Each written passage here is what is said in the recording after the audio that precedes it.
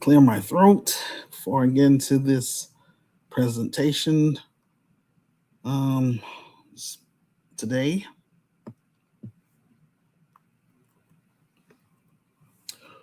Welcome to Help Stop the Genocide in American Ghettos podcast. I'm your host, Emmanuel Barbie. I'm the founder, president, and CEO of GRCAM, which stands for the Grassroots Community Activist Movement.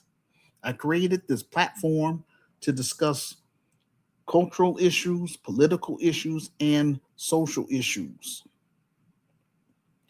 using an Afrocentric perspective. I interview activists, authors, entrepreneurs, and musicians.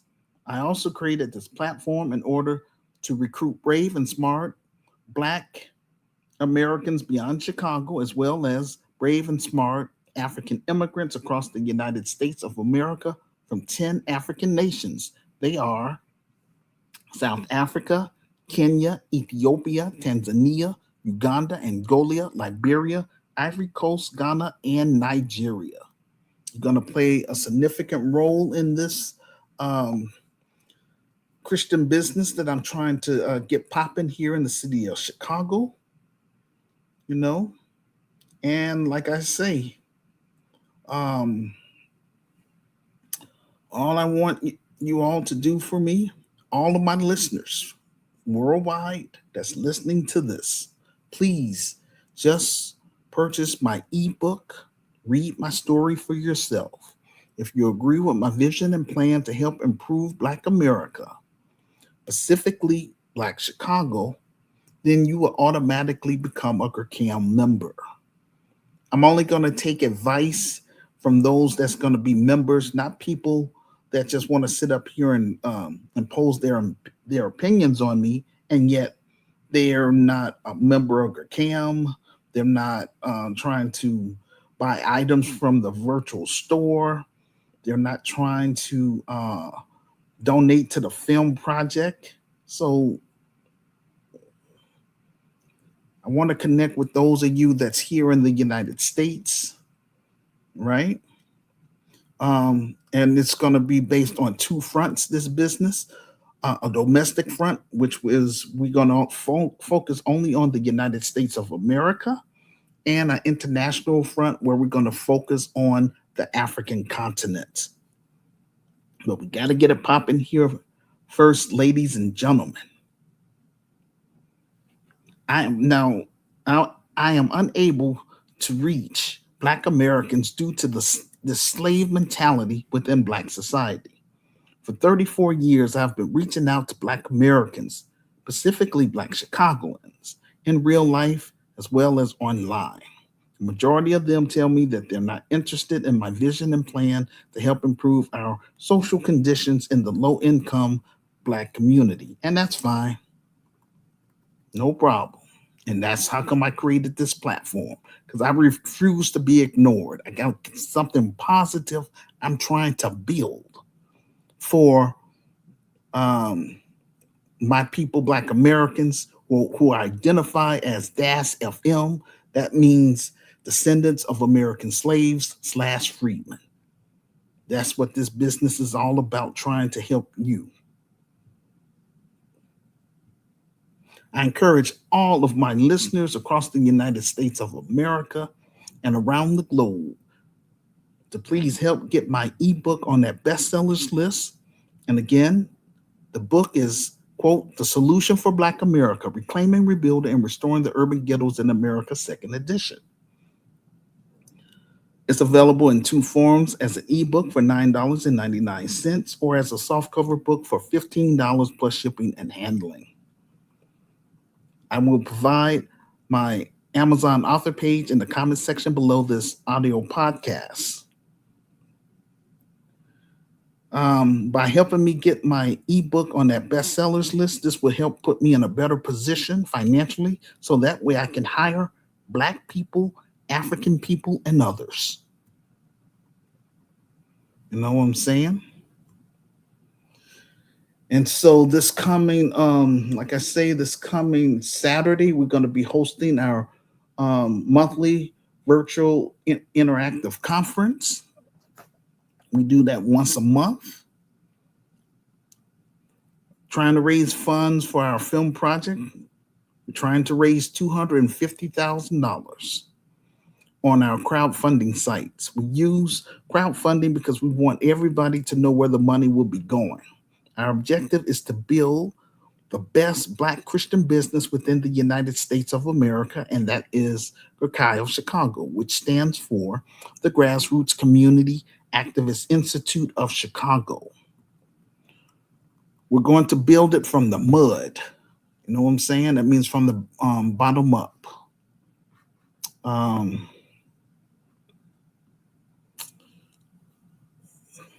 so, that's, in layman terms.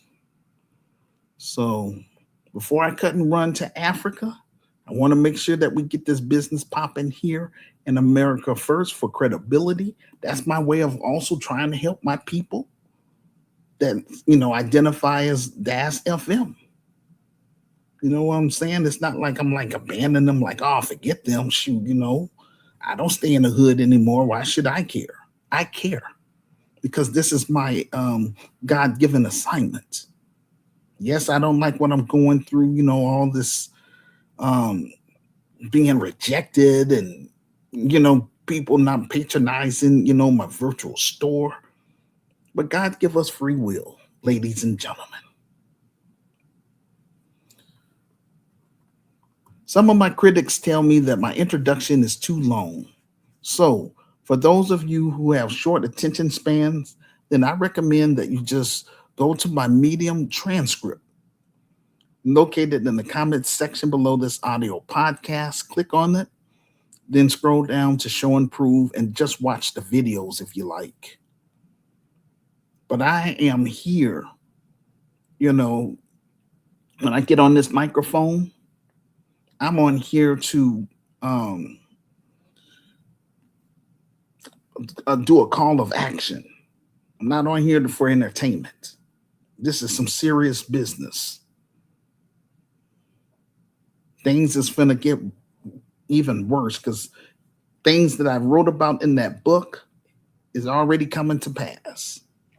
I talked about the um, illegal immigration, that Latinos are going to fight like hell for their people to become citizens, you know, and all these other groups, they are on code with each other.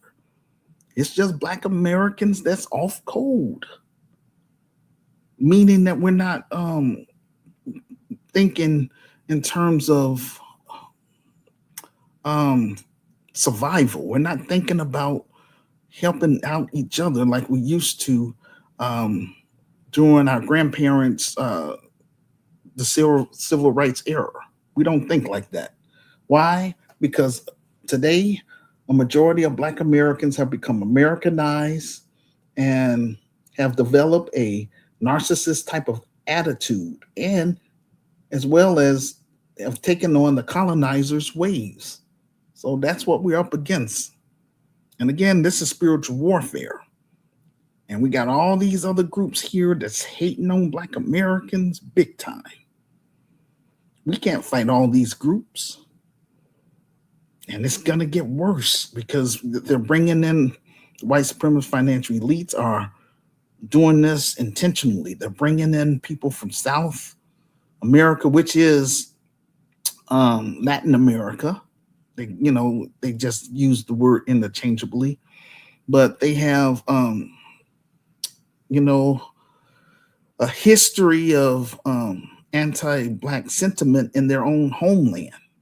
So when they come up here and being placed or dumped into the low-income Black communities, then they're doing that so that way they can compete against Black Americans for resources.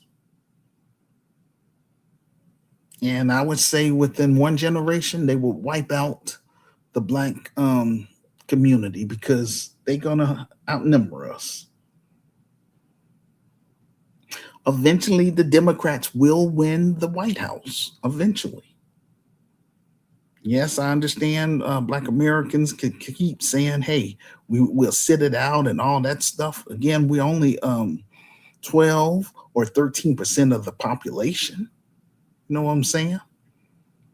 But like I say, um, once those Democrats get right back in power, it's going to be a done deal for Black Americans. And like I say, I've been pushing this for my vision and plan for the past 34 years. So this is where we at, ladies and gentlemen. Um, if you are new to this podcast or if you haven't subscribed to our YouTube channel as of yet, please do so now. Be sure to tap the notification bell for alerts when we upload a new video. Please let us know in the comments section below this audio podcast where you're listening to us from. Also, let us know what's happening in your country, in your state, or in your city. Make arrangements with me to come on this platform so that way we can discuss it on this platform in real time. If you are we are a global community and we want to keep our listeners informed about what's going on with Black people and African people throughout the diaspora. But like for us to grow this platform to 500,000 strong and also for us to get our film project fully funded and made so that way we can use the proceeds from the film to purchase property in Chicago, Illinois, within both the low income Black community as well as the middle class Black community. And for us to become an economic base in the Black community. Eventually, in God's timing, we will be hosting African tours, Caribbean tours, and South American tours. So that way we can move beyond cyberspace and make our presence known in cities and countries around the globe. On this platform, we share news and social commentary on a variety of topics ranging from politics to social justice. I provide thought provoking views and details. I provide receipts that support my statements. I notice some of the biggest YouTubers use some of our talking points. I give authentic commentary that speak to my passion for shining light on truth and exposing lies and liars alike. I have a zero tolerance for foolishness and disrespect. So on this platform, we're drama free. I'm gonna be like that too in my real business. I'm gonna run my business the way I run my home, drama free. Because we already go through enough hell, and out here in society. So I want this to be a peaceful place where people can, oh, older people, younger people, all of that for us to just relax and just um, try our best to, enjoy life because life is too short to be going through unnecessary drama. I'm just saying. But I got to get it popping here in America first, specifically in Chicago. If it goes to other cities, cool. If it expands, if not, hey, I tried. And again, that's why I created this platform. I'm putting everything out on the table. I'm letting people know what I'm trying to do. Not just sitting up here running off at the mouth. And if you want to know in details what I used to do in the community, read my book. I'm not going to sit up here and volunteer that information when I already written it down already. Read it and find out for yourself. On this platform, we are more than just talk. We will put boots on the ground and do what we can to help improve the social conditions of Black Americans who want more out of life and who want to become GERCAM members. Because after all, if you're not a GERCAM member, I'm not going to fool with you. That's just how it is. I don't even want to be bothered. This business is for GERCAM members. and their immediate family members. I'm only responsible for them. Um, I want to give notice to everyone on my Facebook page, my Instagram page, my TikTok page, my LinkedIn page, and my X page. If you don't care about solving Black issues or solving African issues, then please delete me off your friends list and go on about your business. I'm just saying. Disclaimer: this content is for educational and informational purposes only. It is based on publicly available reports and verified media sources. We fully comply with YouTube's community guidelines. We do not promote violence, hate, or misinformation in any form. This podcast is available in two forms: audio and also as a written text, in order for us to reach our audience. Help Stop the Genocide in American Ghettos podcast is our Black media component. I would like to encourage my listeners to subscribe to my Medium page. That's where I post my presentations. Um, I provide my Medium transcript in the comment section below this audio podcast. If you are a Black artist, African artist, such as an author, comedian, poet, musician, or entrepreneur, then please make arrangements with me to come on this platform so that way you can promote your books, your business, your music, your jokes. And if you have a small ministry, then you're more than welcome to share a 30-minute sermon with my listeners from the global community. After the show, I provide an incentive to my guest speakers by teaching them how to create their own podcast, YouTube channel, and get it monetized, as well as assist them with creating a free Wix website. I am available Thursday, July 23rd, Friday, July 24th, Sunday, July 26th through Wednesday, July 29th, all between 2 p.m. to 9 p.m. American Central Time. If you are a member of my Gurkai Africa group on Facebook, then don't worry about buying my book, because I'm mindful that those of you who reside on the continent are living hand to mouth. That's not to put you down, that's just reality. I need for you to step up and help put this platform on blast by leaving a public comment about the topics in the comment section. Most of all, please share my YouTube link with all of your friends on Facebook and any other social media sites that you are on. This will help get the ball rolling. It doesn't matter how bad I would like to get my Christian business up and running in Chicago. Without financial support from the Black grassroots and the global African family, then I am unable to do my God given assignment. It is what it is. I encourage Black content creators and African content creators who have a large audience. Please allow me to come on your platform so that I can speak with your audience about my revised book and about my film project. After all, my Christian business is for Black millennials and Generation Z. Those of you that's ages 18 to 36 years old, this business is for you. If you got the brains and smarts to help me build and run this business, make yourself known to me. Don't wait until I'm dead.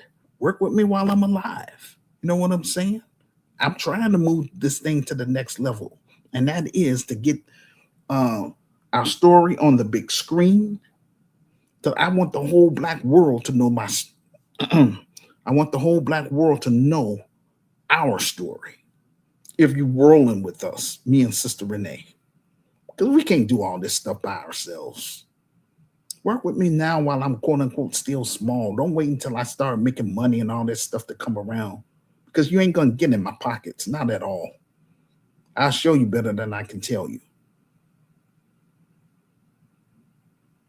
Meet my story first so you'll know what you're getting yourself involved with. I do not operate like the next Black man. I have my own style and way of doing things. 34 years has not changed my views and where I stand. You know, Black Chicago, you know, they rejected it. It is what it is. but I'm still here. I'm still doing the best I can to get this thing popping. I don't want the brand and the vision to die in America.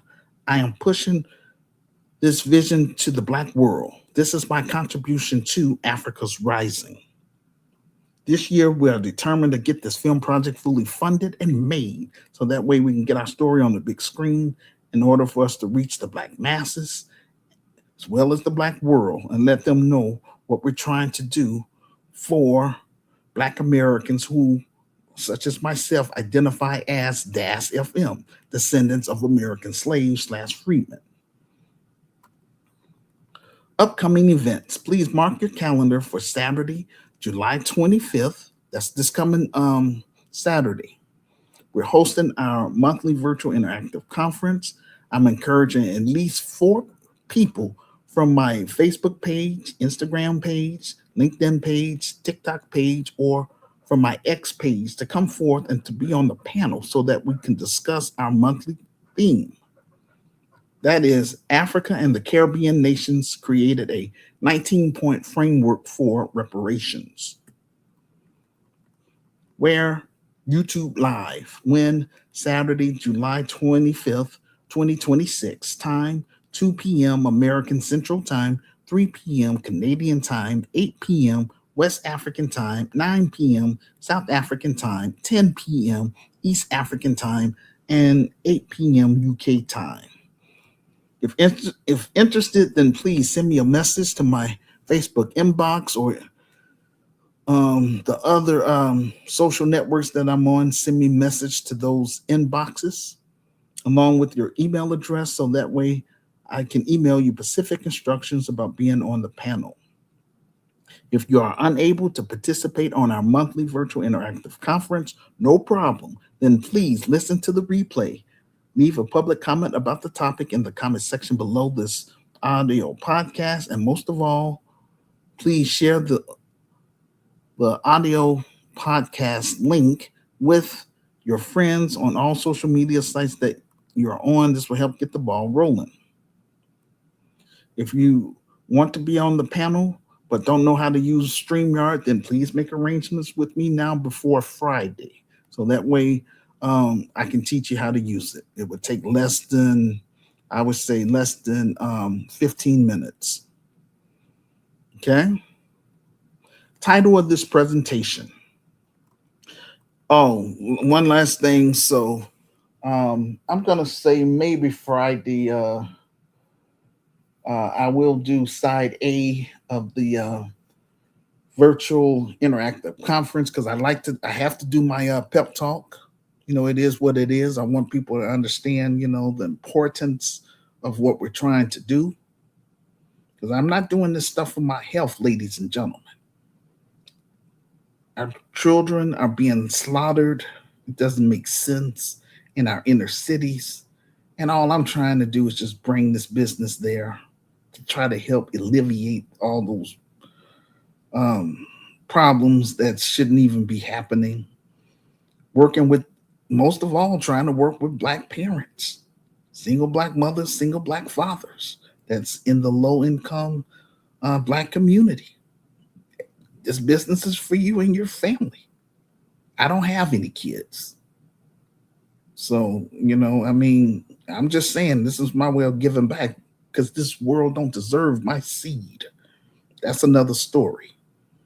But I have enough love and concern and care for Black Americans who identify as DAS FM. I'm here to work with you and your immediate family. But we are going to raise the bar because I don't, like I say, I'm not going to be like everybody else. Not at all. That's why a lot of people act funny style with me, but that's okay. I'm going to still be Emmanuel Barbie, still keeping it real, still being true and standing on business, just how it is. And I'm going to still make sure that together, not just myself, but other GCAM members going to benefit from this business. Point blank, we're not going to just be sitting up running off at the mouth. Not at all. We're going to get things done within our power, without sitting up here complaining about the white man and the government.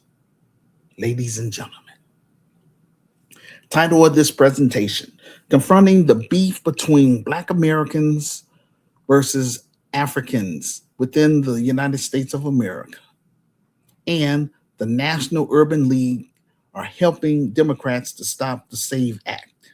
Our first topic: confronting the beef between Black Americans versus African within the United States of America.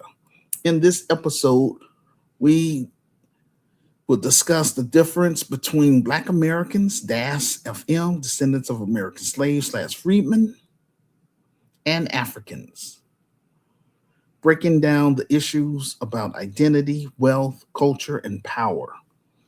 The topics will include Black Americans versus African identity debates, economic differences, wealth building, cultural misunderstanding, division between the Black community and the African immigrant community, Black economic empowerment.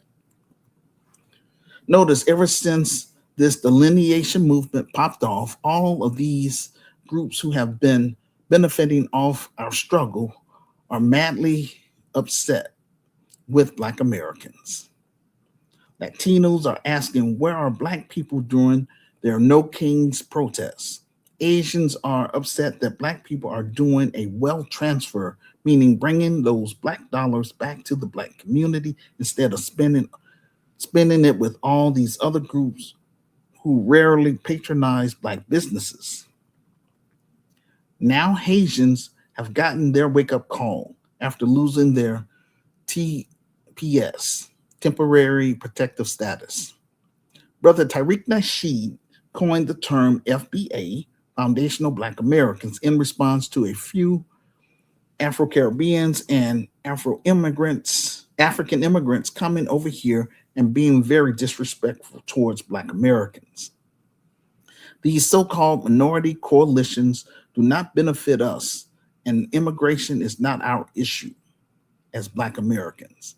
Black Americans have decided to identify ourselves we want to, the way we want to, not terms imposed on us by the dominant society. The white supremacist financial elites used to refer to us as Negroes, people of color, and African Americans. This is one of the most sensitive conversations happening within Black America today is identity. From FBA and Adolf to Solons, Moors, Hebrew Israelites, Nubians, copper colored Indians, Black Americans. So you're going to get confused, like, my goodness, what, it's just all these different terms. But it is what it is. Black people are questioning what we should call ourselves, where we come from, and what history should we claim.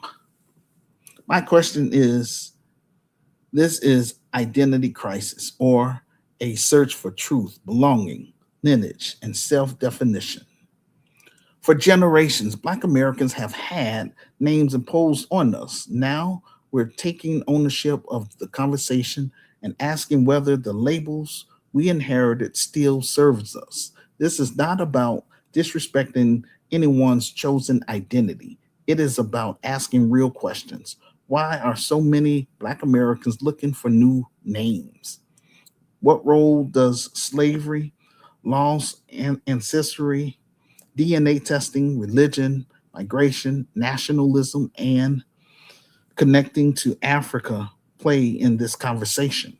And how do we move forward with clarifying without creating more division? Today is a new day. We are creating our own terms for self identity, such as DAS FM, descendants of American slaves slash freedmen, FBA, foundational Black Americans, Solons, or Black Americans.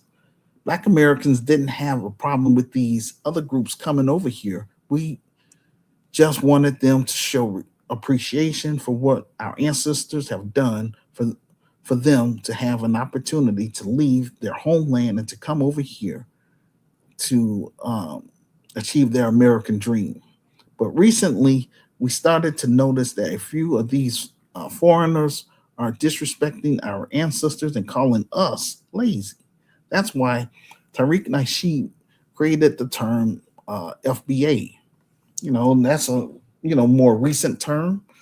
It came out around when Adolf was popping off. Um, I ran across a video by O'Shea Jackson. He is a Black American content creator who relocated to Uganda. The title of his video, quote, "When criticizing Africa goes wrong for Black Americans," unquote. To watch the full video, just go to my Medium transcript located in the comment section below this audio podcast. Click on the link, then scroll down to show and prove. And like I say, once I finish reading, my speech, then we're going to take time to look at a few of these videos. We're not going to look at all of them. I'm just going to pick out the ones that stands out the most. So according to the video, African students who came to America asked Black Americans leaders for help before the Immigration Act.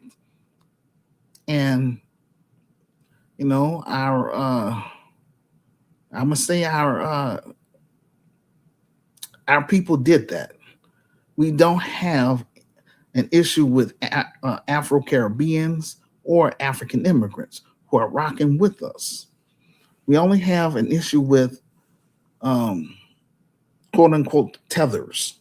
The term tethers describes African immigrants or Afro Caribbean immigrants who relocate to America for economic opportunities using the benefits of the civil rights struggle while simultaneously um, disparaging the history, legacy, and lineage of Black Americans. So that's not cool. You're not going to be putting down our ancestors.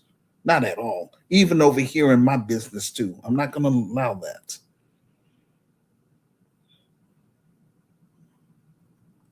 I watched a film called Amistad. Amistad was a historical drama film directed by Steven Spielberg based on the true events of 1839 abroad aboard a Spanish slave ship called La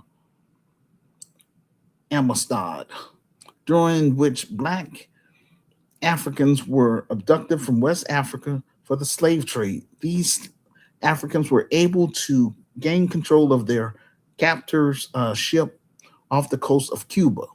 The international legal battle that followed their capture by the U.S. government. The case was ultimately resolved by the U.S. Supreme Court in 1841 to return them to West Africa and Liberia. The Liberian government was ruled by Black Americans and their descendants Af- known as Americo Liberians for 133 years.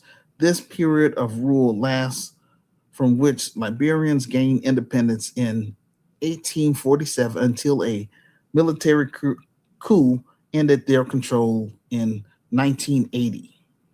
My ancestors built the first Black university in the Black world in Sierra Leone, Freetown. There's a lot of things we can teach Native Africans and other Black people in the diaspora. The diaspora is the future for African development. My objective for African immigrants in America is to work with me and other Black Americans in building and running the Grassroots Community Activist Institute of Chicago so that way we can get it on the international stage for credibility before I cut and run to Africa. And again, before I even go to Africa, I want to make sure that Sister Renee will be well taken care of. She's been working with me for um, 14 years behind the scenes, and I really appreciate her. I just wish I had more people like her working with me. But it is what it is. I want my advisory board or resource team to have an associate's degree or above. I want black attorneys, African attorneys, investors, financial planners, marketers, black entrepreneurs, African entrepreneurs, social entrepreneurs, and philanthropists. I gave Black America 34 years of my life trying to get this Christian business up and running, but Black Chicagoans refuse to embrace my vision and plan. So, hey, it is what it is. Um, it was my hope that the Kyle Chicago would expand to 25 cities within 25 states, but I'm still on first base um, here in Chicago. And that's unacceptable, Black America. Very unacceptable. I know you want to sit up here and try to ignore me and all that stuff, but that's okay. It's all right. Like I say, this is how come I do this platform. I want to get my message out there loud and clear. Yes, there's a lot of scammers out here. I'm not asking. Selling a book is not no scam. I just want people to read my story, and if they agree, come on and work with me and Sister Renee, and let's get this thing popping. Dag, don't do it for me. Do this for the next generation. Do this for our racial group.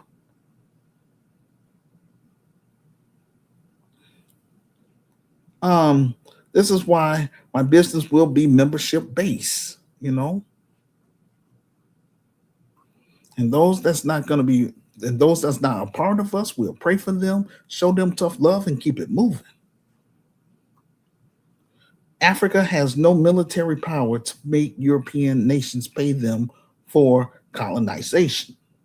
Black Americans has no organization or unity among ourselves, you know, um, to make the U.S. government pay us our reparations as well. It is what it is. That's how come I'm saying just work with me to help get this thing popping, and we'll keep throwing that in their face, and eventually we're gonna be able to get it. Malcolm X visited Africa and tried to link the international claim of reparation through his Afro unity. Our grandparents opened the door so that um, African immigrants and Afro Caribbeans could come over here and live their American dream. Dr. King Jr. and other influenced people helped Kenyan students to come to America. The Black Baptist Church helped raise funds to help these students over here and house them. Many of these students would attend HBCUs like Tuskegee University. Now, this political leverage would lead to other scholarship programs, such as the African Scholarship Program in American universities, which is also known as the AFGRA program, which sent thousands of African students to universities across the United States of America. Y'all don't understand how much financial assistance that Black Americans were giving our African brothers and sisters that was coming over here because we viewed them as our people. But it started to change, unfortunately. Civil war or military coups started happening across Africa.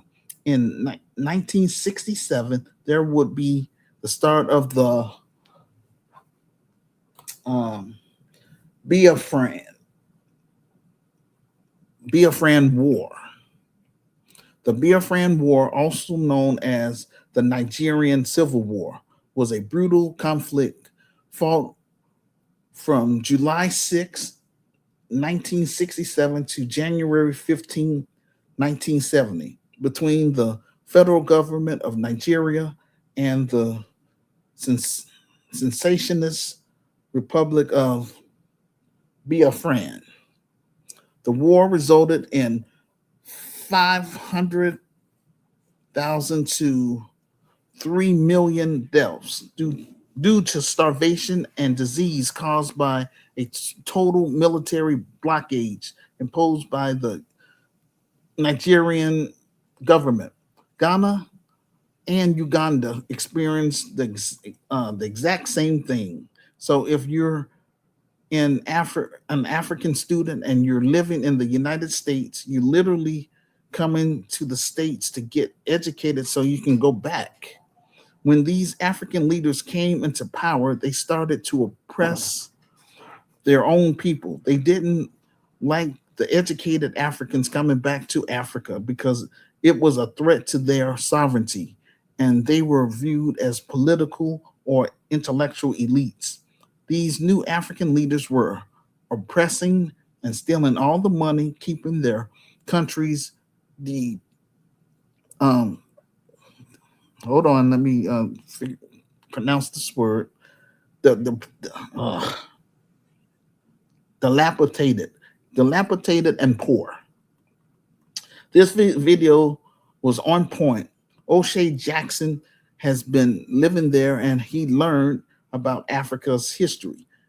Then you have the HBCUs such as Lincoln, Howard, Tuskegee, most notably was very popular with Nigerians, and then you also have the Midwestern Law Grant Institute that also help African students. So you have Michigan State University, Wisconsin, Madison, Indiana University, and Ohio State University because of the problems that was going on in Africa. When African students started dealing with Black Americans, they started to ask certain questions like, how is it that we can come from Africa, yet these Black Americans have so many problems in their low income community?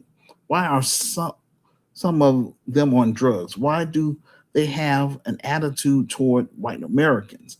These are the questions that they started to ask themselves. Once they entered corporate America, they decided to differentiate themselves from Black Americans. This is where they started to delineate, separating themselves despite coming over here and asking Black Americans to help them. They saw us, they started viewing us through our troubles here in America. We never got a chance to leave and go to a new place to start over and build our own. We remain under our oppressors. We what we had was African students in the United States that were becoming critical of Black Americans as a whole. And what you would start to hear from these African students as they gain more college degrees and more leverage in, um, I would say, academia and in public and in politics, they would start.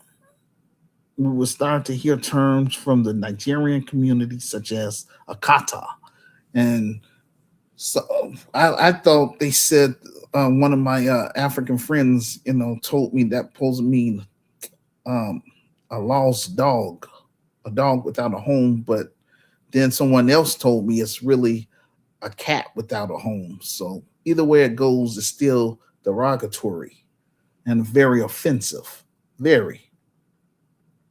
You would also see African students delineating themselves from being called Black Americans or Negro at the time because the term African Americans didn't come about until the mid 80s.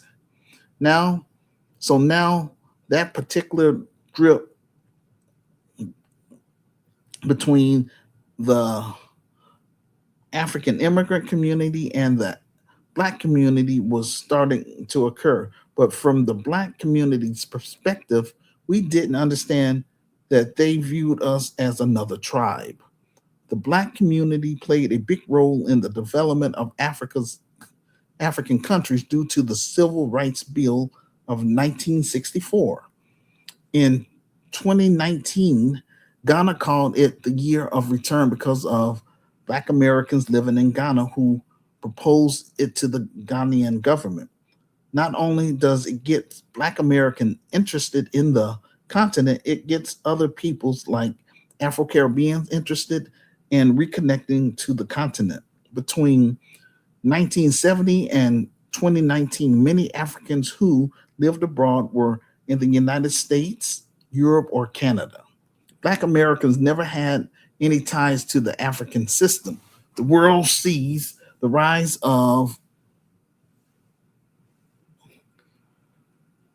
um, the rise of Black American culture, influencers, and many Black Americans are are coming to the continent to invest and establish businesses on the continent. We saw that with Sierra Leone, Ghana, and now ben, Benin.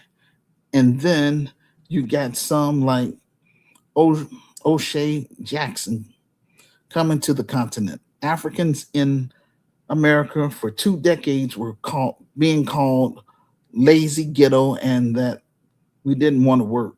Then when O'Shea Jackson and other black Americans came to the continent and talk about how institutions are ran day to day on the continent, we notice a lot of these same Africans are sitting up here in America. They have criticized Black Americans, yet they have benefited from our struggle.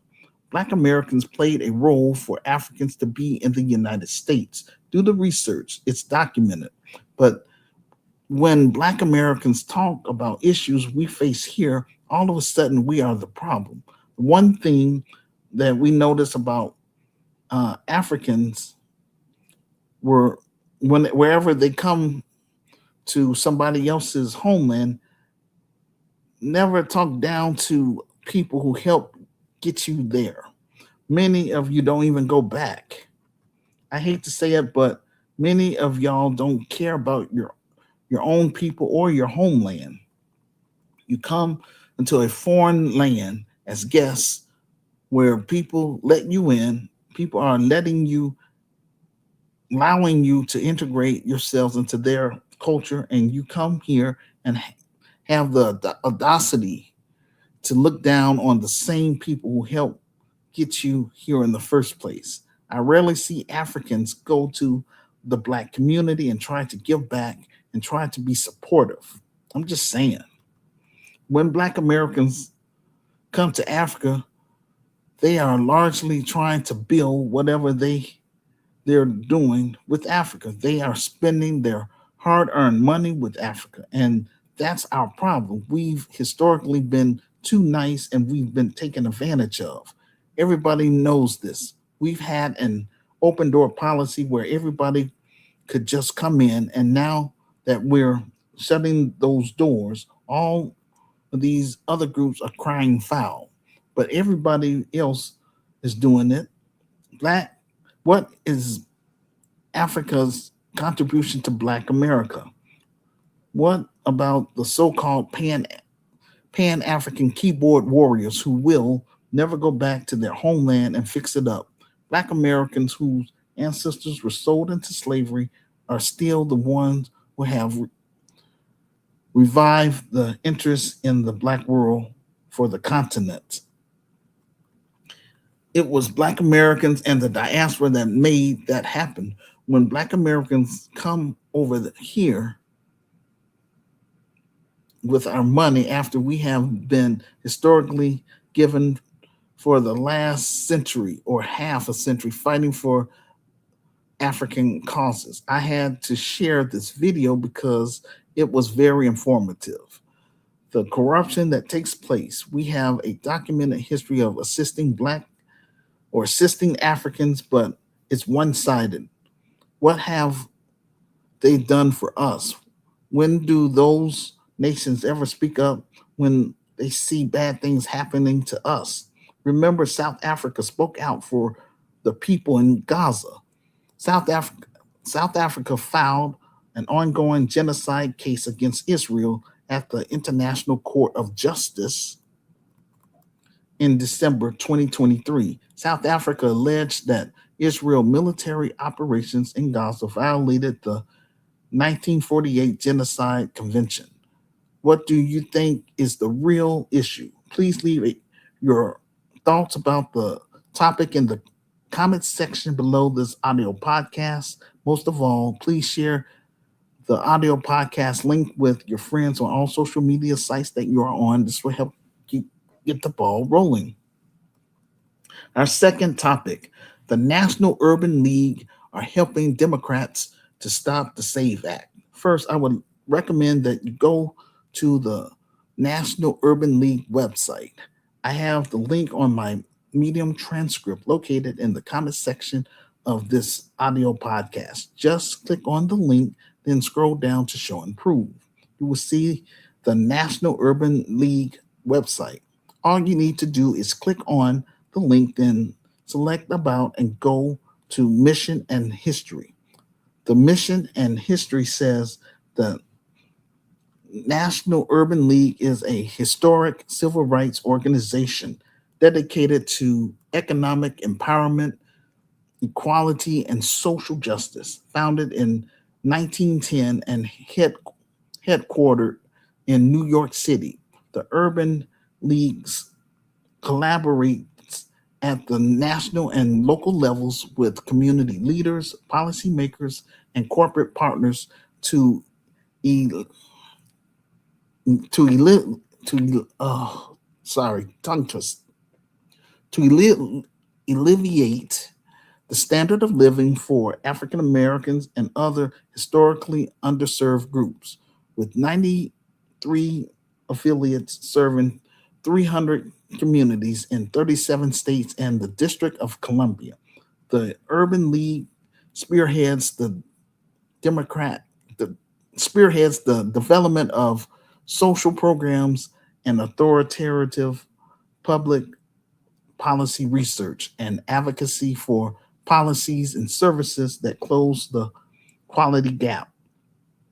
At the community level, the National Urban League and its affiliates provide direct services that improve the lives of more than 2 million people annually.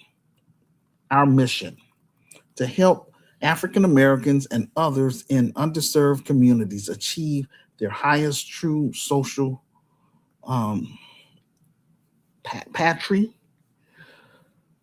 economic self reliance, power, and civil rights. The League promotes economic empowerment through education and job training, housing, and community development, workforce development, entrepreneurship, health, and quality of life. I remember when I graduated from high school, I was trying to get a job from them, but they just gave me and other black youth the runaround with no help at all.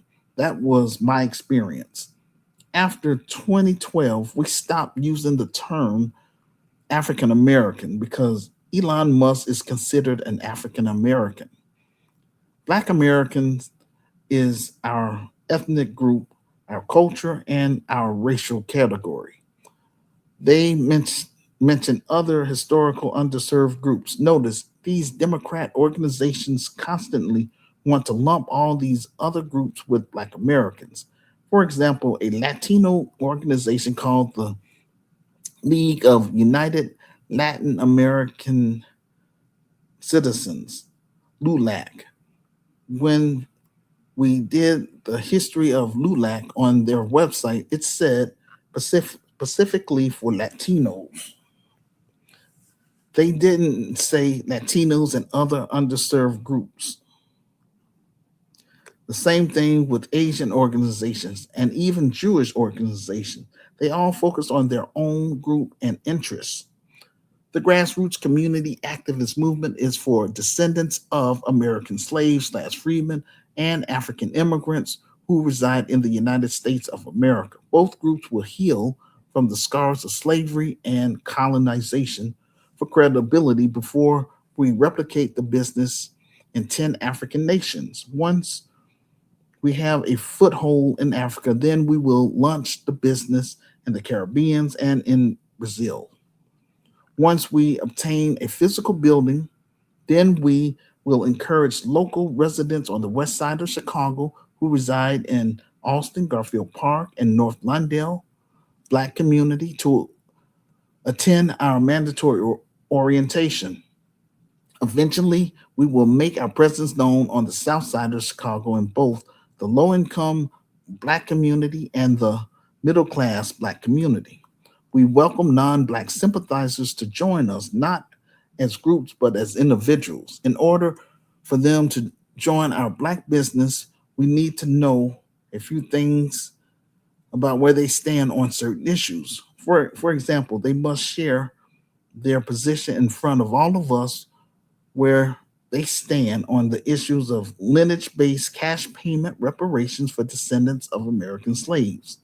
Are, are you for it or against it?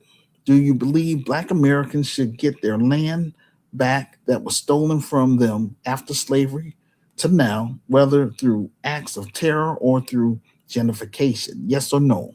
Do you believe Black Americans should have an anti Black hate crime bill? Yes or no? Everything I do is Black targeted and Black centered here in America and eventually internationally. I don't target anything else but us and what we got going on. Those who are against it can not be a part of us. Those who agree with us that we should get our reparation will have to pay a reparations fee and sit in the back seat because over here we are M1, meaning we're melanated first. Nothing else on earth matters. Our focus is on solving Black issues in America, point blank. When we come to Africa, our focus will be on solving African issues. Everyone must sign the community pledge, pass our criminal background checks, and those who are 18 and above must submit their thumbprint to be placed in our database. In time, we will offer a second chance program for people of nonviolent crimes, former gang members, and homeless individuals within our community, depending on our budget and sponsorship. In Grekai, Chicago, we will raise the bar in Black America by separating ourselves from the enemy within our racial group, who are con artists, Black boule, degenerates, Democrat shields, hardened criminals, pedophiles, off code Negroes, and urban terrorists. There will be consequences in place to handle such persons through our Judas list. And I talk about that in the book. In contrast, when we look at so called Black organizations such as the NAACP, NAN, which is the National Action Network, and the Congressional Black Caucus, they all say the same thing: Black and underserved groups. They are not focusing solely on Black Americans because they have been compromised. When cases like Carmelo Anthony happens, they're not on the front lines of it because of their political affiliation with the Democrat Party. The Black grassroots have a wealth transfer going on, but notice the National Urban League doesn't say a word about it. The National Action Network doesn't say a word about it. They're quiet because they are not here to serve Black Americans' interests, but rather the white supremacist financial elite's interest in maintaining white supremacy. They created to, to serve the Democrat Party while using our struggle to benefit these other groups. This is why we're delineating ourselves from these other groups. For example, we're no longer falling for the so called minority coalition of Black and Brown, Black and LGBT, Black and Asian, etc. The National Urban League, the NAACP, and the Congressional Black Caucus all need the Black vote. These other groups are gatekeepers to get Black voters back on the Democrat Party and give us nothing in return. They want to continue practicing benign and neglect. To fully understand what I am saying here, just go to my Medium transcript located in the comment section below this audio podcast. Click on the link Then scroll down to show and prove and look exactly for the article entitled, quote, Benign Neglect on Race is proposed by Daniel P. Monahan to President Nixon. Also read up on mepar- mem- hold on, Moran- Memorandum 46, which is from President Jimmy Carter's administration. Read up on that. The white supremacist financial elites pay black politicians millions of dollars each year to help them deliver the black vote to the Democrat Party. The name of the game is to help them get elected through the black vote without giving black people anything except symbolism. I have been preaching to black Americans for 34 years about demanding economic tangibles from these black politicians, but black America has not embraced my call to action, my vision and plan to help improve the social conditions in black America. So at this stage of the game, black America has only two choices: either embrace annihilation or embrace my vision and plan and become a GRCAM member. If black America want to survive. This is why Al Sharpton was so upset about the brother talking about reparations. Notice these politicians are dying in those seats of power. They think they're relevant there. Y'all have no clue what's coming down the pipeline for Black America with AI and robots replacing humans in occupations. These civil rights organizations are not getting Black people prepared for what's coming down the pipeline. I warned Black America about this in my revised book, as well as on my blog posts. I used to say that stuff back in the 90s, and now my words are coming to pass. The white supremacist financial elites on the Democrat side wants to flood our community with illegal immigrants from South America in places that have an anti-black sentiment from their homeland. They want to dump these people in the black community so that they can compete against us for resources. Their objective is for ethnic cleansing of black people in large urban cities across the United States. These policies are designed to target black populations in order for them to achieve a permanent demographic shift and erase the black presence. I ran across an article entitled, quote, The National Urban League are helping Democrats to stop the SAVE Act, unquote. To read the full article, just go to my Medium transcript located in the comment section below this audio podcast. Click on the link, then scroll down to show and prove. Black Americans had to fight for everything we have in this country.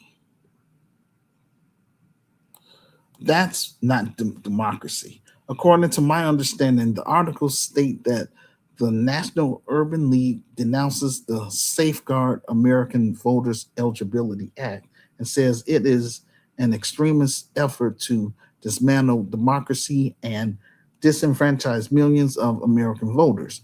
The article is saying that Republicans are attempting to undermine the foundation of our democracy, our fundamental right to vote. The National Urban League president Mark Morrill says combating so called voter fraud, a problem that does not exist. The SAVE Act requires all voters to show documented proof of citizenship like a birth certificate or a passport anytime they register to vote.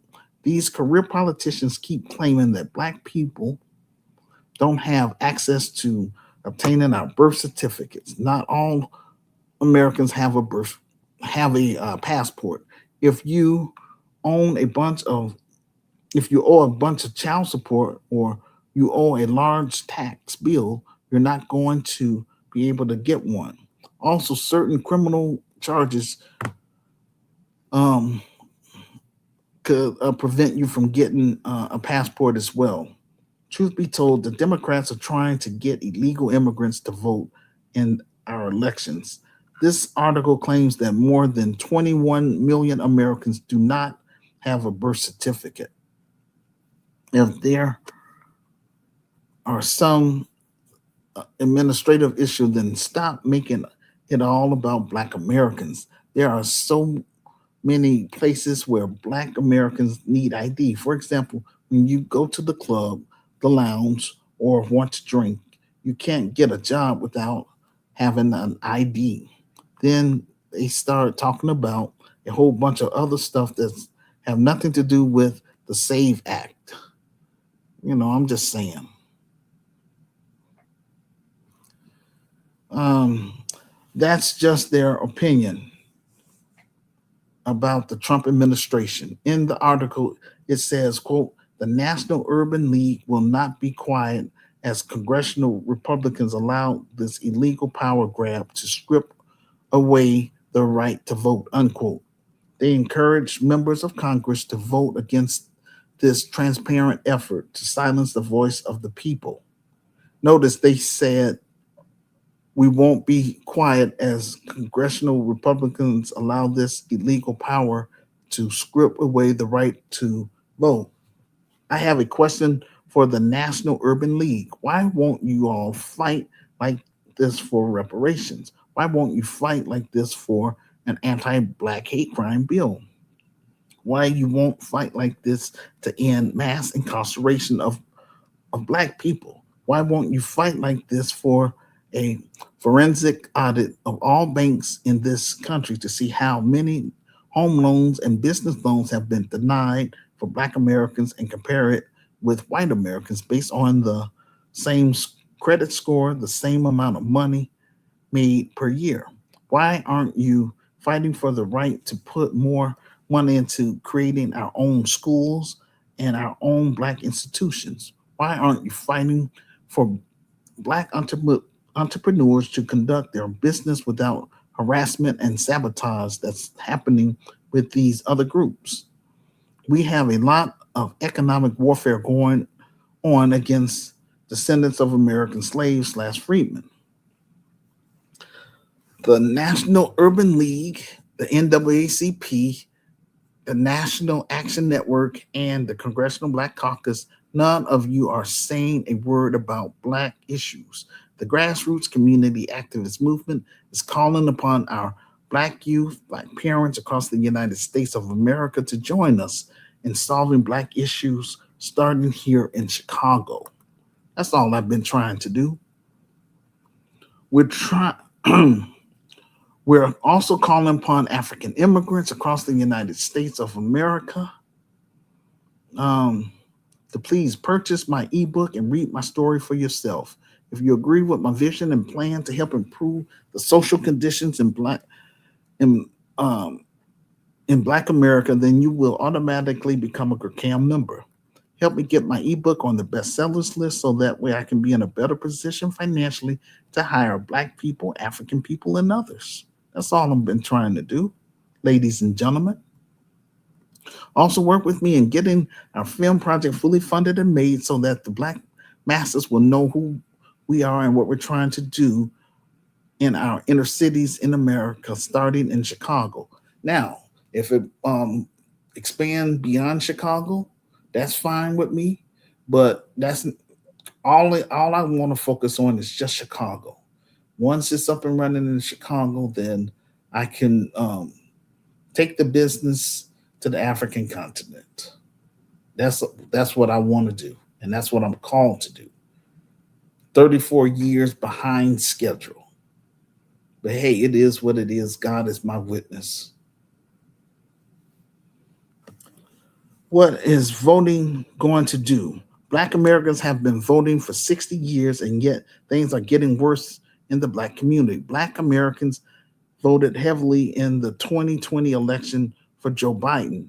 I was against it, but Black Americans needed to wake up call. We got a bunch of illegal immigrants dumped in the Black community. Keep in mind why Trump won the 2024 election. He won because Democrats refused to listen to the Black grassroots. Having Obama to come out and talk down only to Black men, that was very disrespectful for I'm just saying. He didn't say nothing to white men or Asian men or Latino men. So where was the Urban League when black Chicagoans were complaining about the influx of illegal immigrants in our community and how they were getting access to all of our tax dollars to help feed them and house them? How black Chicagoans were being ignored by Brandon Johnson. Das FM in New York City could not get food, but these illegal immigrants could get food, shelter, and free health care. But when DAS FM asked for our reparations, all of a sudden we're labeled lazy. That's why a lot of DAS FM said it out. The Democrats don't want to take responsibility why Trump won the second term. No black person in their right mind wants a bunch of illegal immigrants dumped in their community. Then they open up a bunch of businesses in our community and we are supposed to patronize them? Hell no.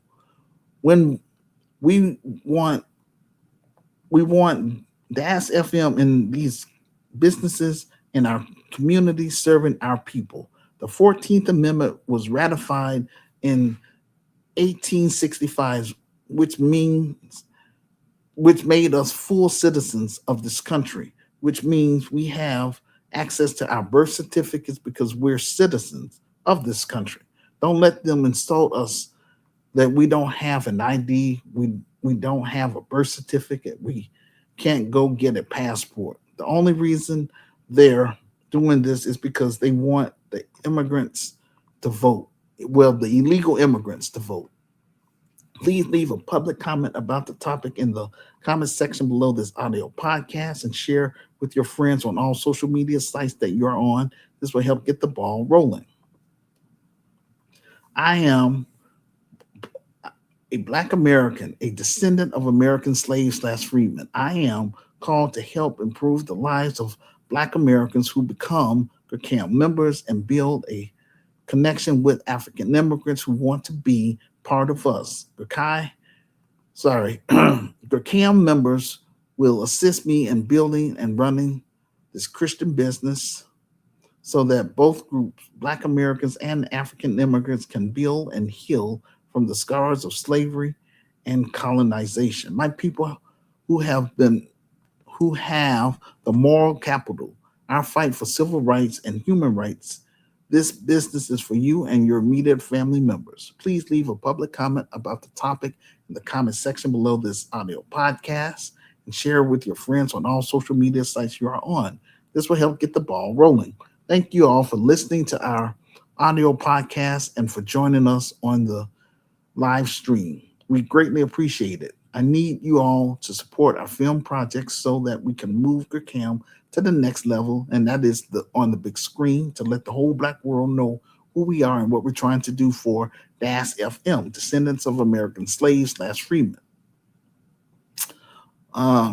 Quote, Hood Liberator, made in Chicago, the war against Willie Lynch begins. You can be a part of this historic docudrama by contributing to our crowdfunding pages, which are going, which are our GoFundMe page, our Buy Me a Coffee page, or our PayPal Giving Fund page, which will help make marketing, promotion, clearance, legal, and general expenses. Thank you for listening to our YouTube live or the replay. If you reside on the African continent, then I recommend that you follow me on my Pod Chaser because it won't eat away your bundles. It's only audio. I provide the link in the comment section below this audio podcast. If you are new to Help Stop the Genocide in American Ghettos podcast, welcome to our safe space where we discuss Black issues and African issues. We do this every week. This will conclude our audio podcast for today. Like, share, and subscribe. See you on the next episode. Peace and blessings. Now, before I go, I'm going to share those videos with you all. So just bear with me, ladies and gentlemen.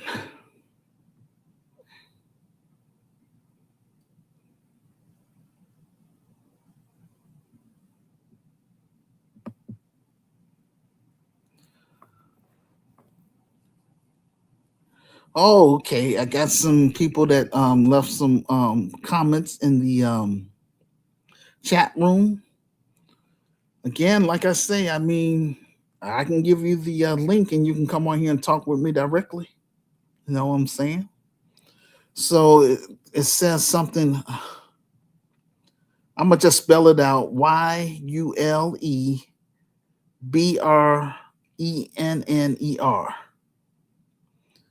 1906.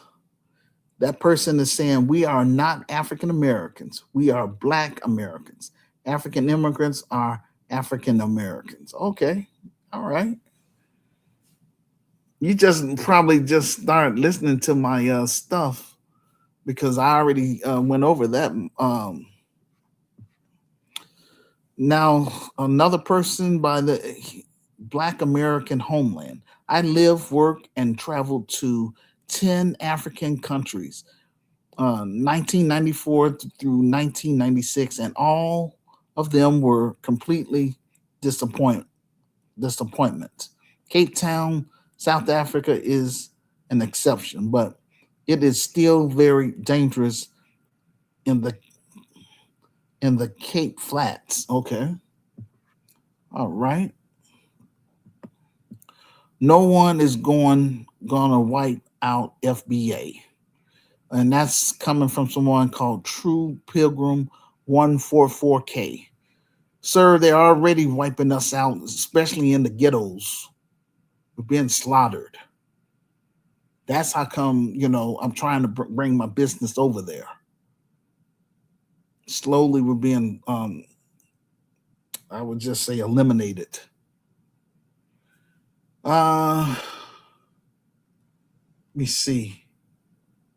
I'm gonna see if I can invite you all to come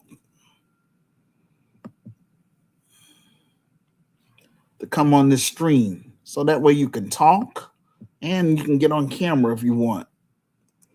But bottom line, you can speak with me and let the whole world know who you are and how you feel. So I posted the here's the link. Just click on that. I hope you know how to use StreamYard.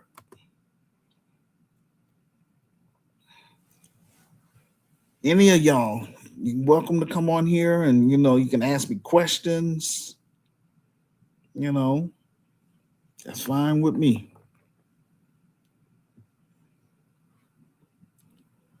All right, so bear with me, ladies and gentlemen. We're gonna play some of these videos and then we'll call it a day.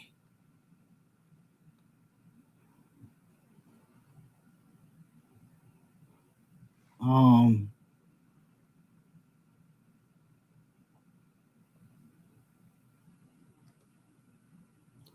we're gonna do O'Shea first.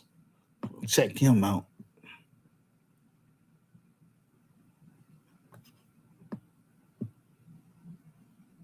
In the 1950s, many African countries demanded for their independence, and one country would lay the blueprint for that success, and that person was Kwame Nkrumah.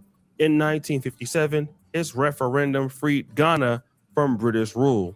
And then you will see the same thing in 1960 with Balewa as the first prime minister, and then later Nnamdi Azikiwe becoming Nigeria's first president in 1963. Now, the correlation between Kwame Nkrumah and Nnamdi Azikiwe is that they both went to Lincoln University and HBCU in Pennsylvania, laying down the framework for pro-Black thought on the African continent. And other countries would take notice. In 1962, Uganda would also get its referendum approved to break away, and Kenya would do so in 1963. But the problems that African countries would face would be more difficult than they expected. And here's why.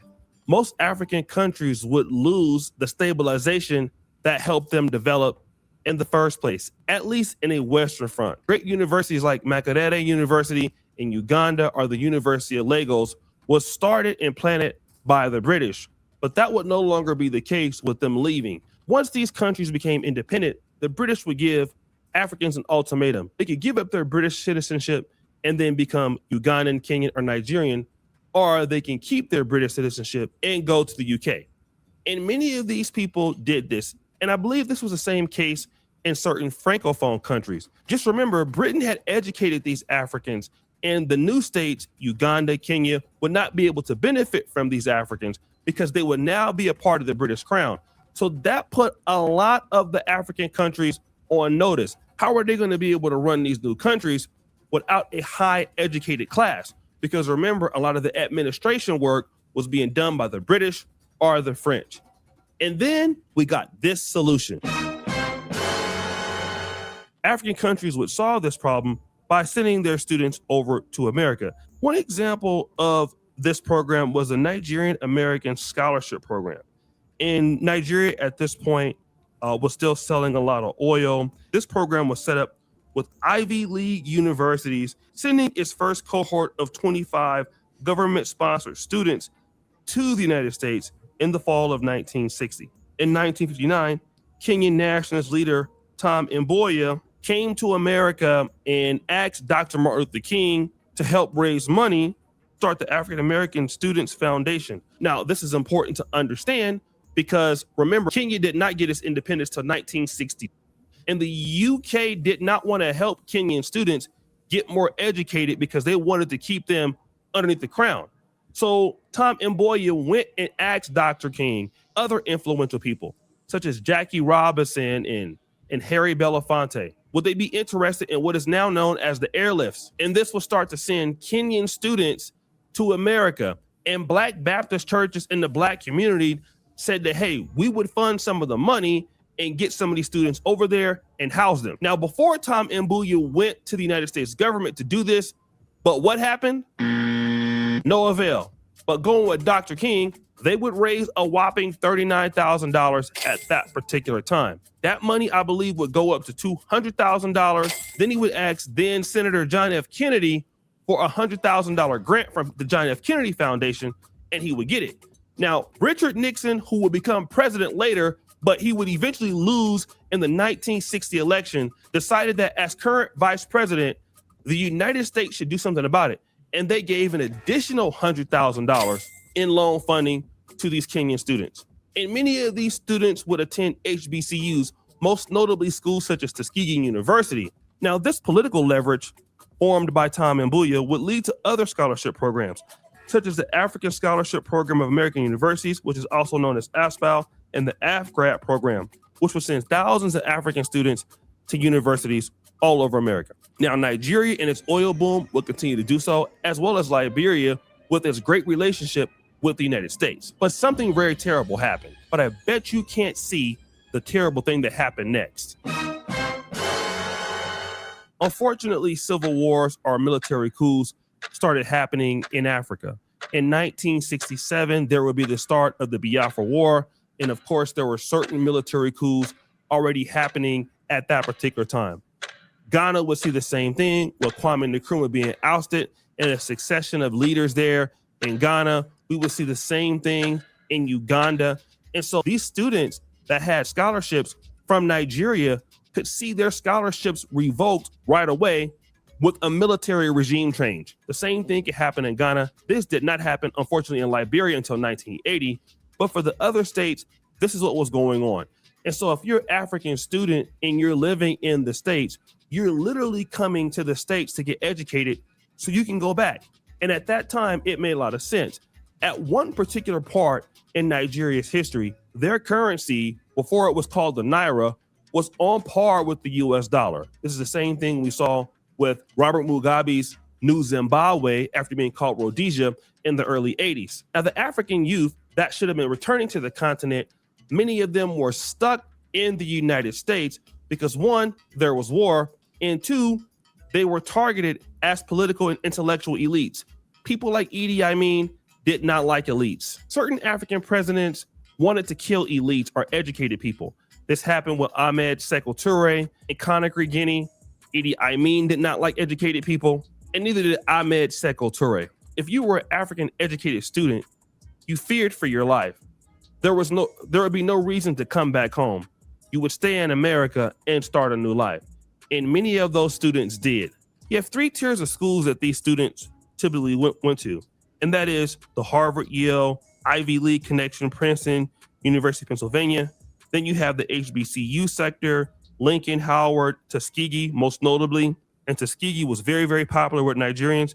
And then you also have the Midwest. I dare you to let me build you a completely free e-commerce store preloaded with 20 law grant institutions that really helped out. So you have like Michigan State, University of Wisconsin-Madison, Indiana University, and the Ohio State University. Because of the problems going on in Africa, they would lose 50 to 60% of their investment in students in the United States forever. And when these students started to deal with African Americans, they started to ask certain questions. Number one, why are some of these students, in our opinion, not taking the opportunities like we are? How is it that we come from Africa and we're here in America, but yet these students or these kids or the Black communities, they're having so many problems? Why are some of the Blacks behaving in the way they do? Why are some of them on drugs? Why do they have such a disrespectful or attitude towards Caucasians? These are the questions that they started to ask as they went and navigated the PWI systems and started to, marry themselves or started to go into corporate America.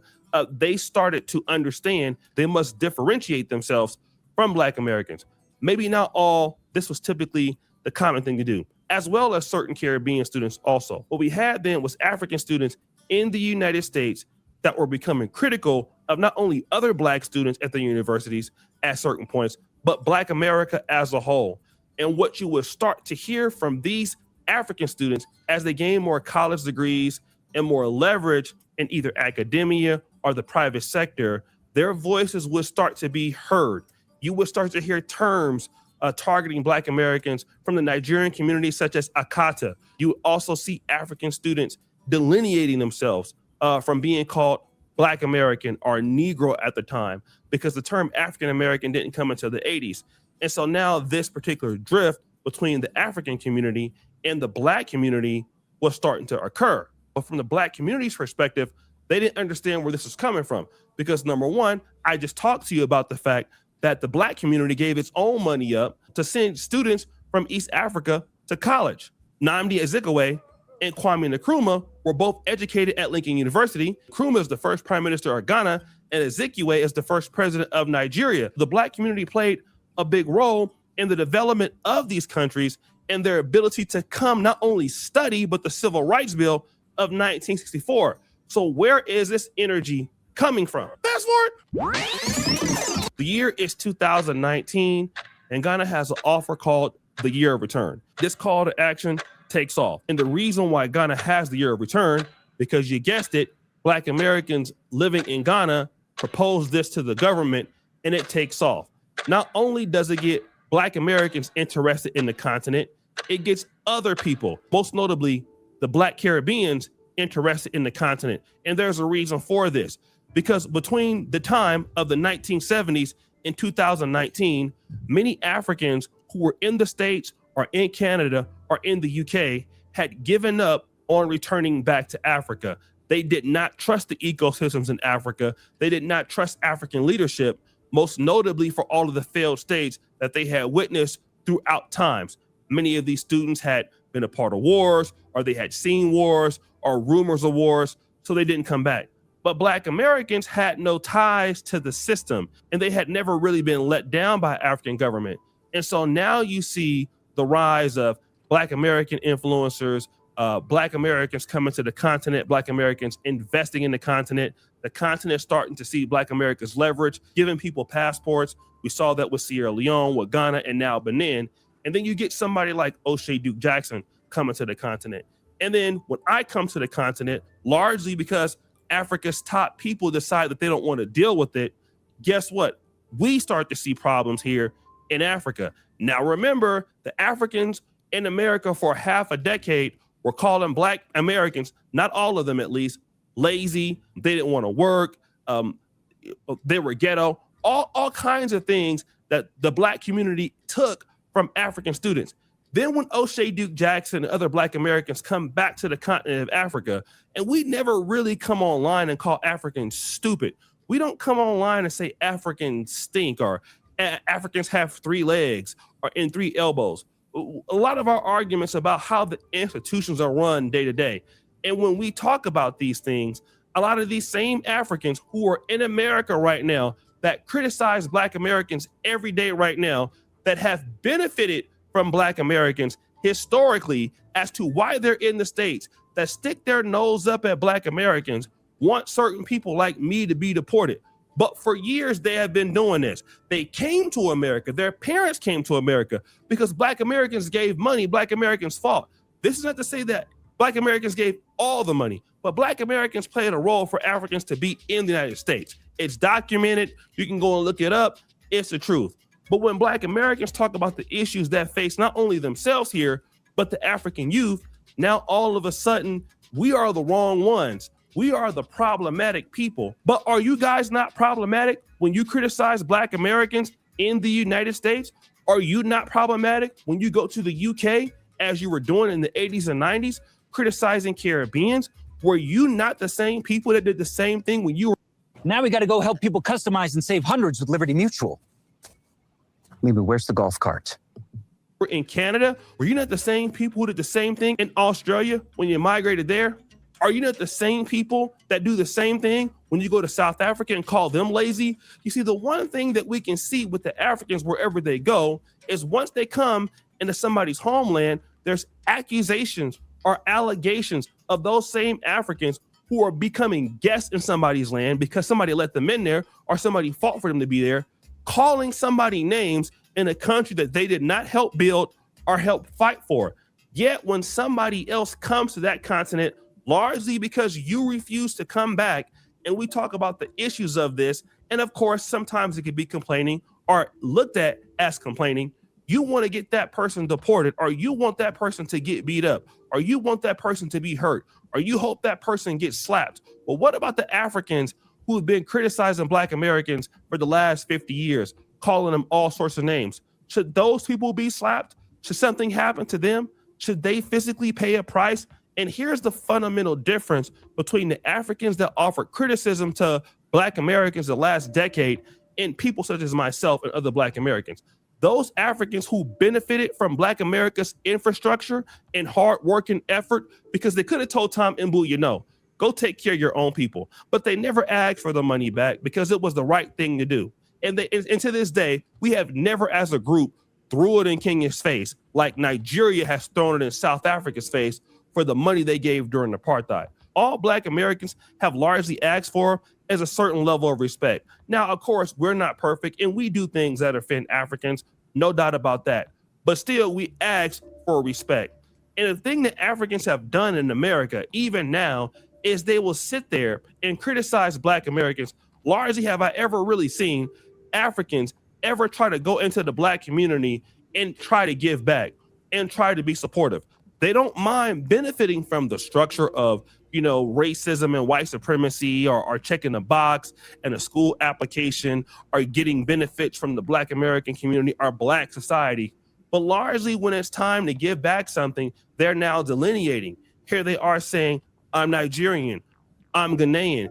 You see some of the Caribbean folks doing it. I'm Jamaican, I'm Haitian, and we're over here and you're over there. We don't go to church with y'all. We don't want to deal with y'all. We don't want our kids playing with y'all because y'all are over there and we're over here.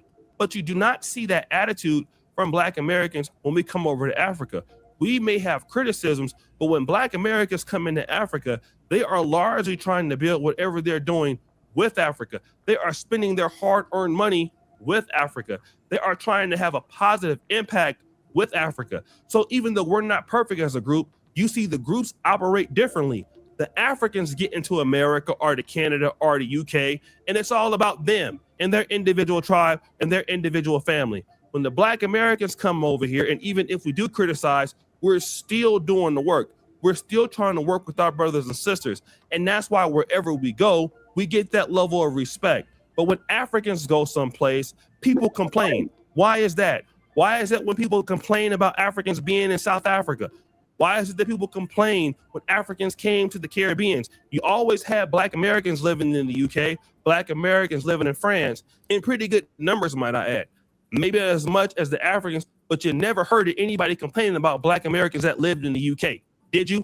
They've always integrated seamlessly in any community in Europe. But the people who have a hard time integrating seamlessly are those same people that get the same complaints everywhere they go. So my question is this: who is really divisive?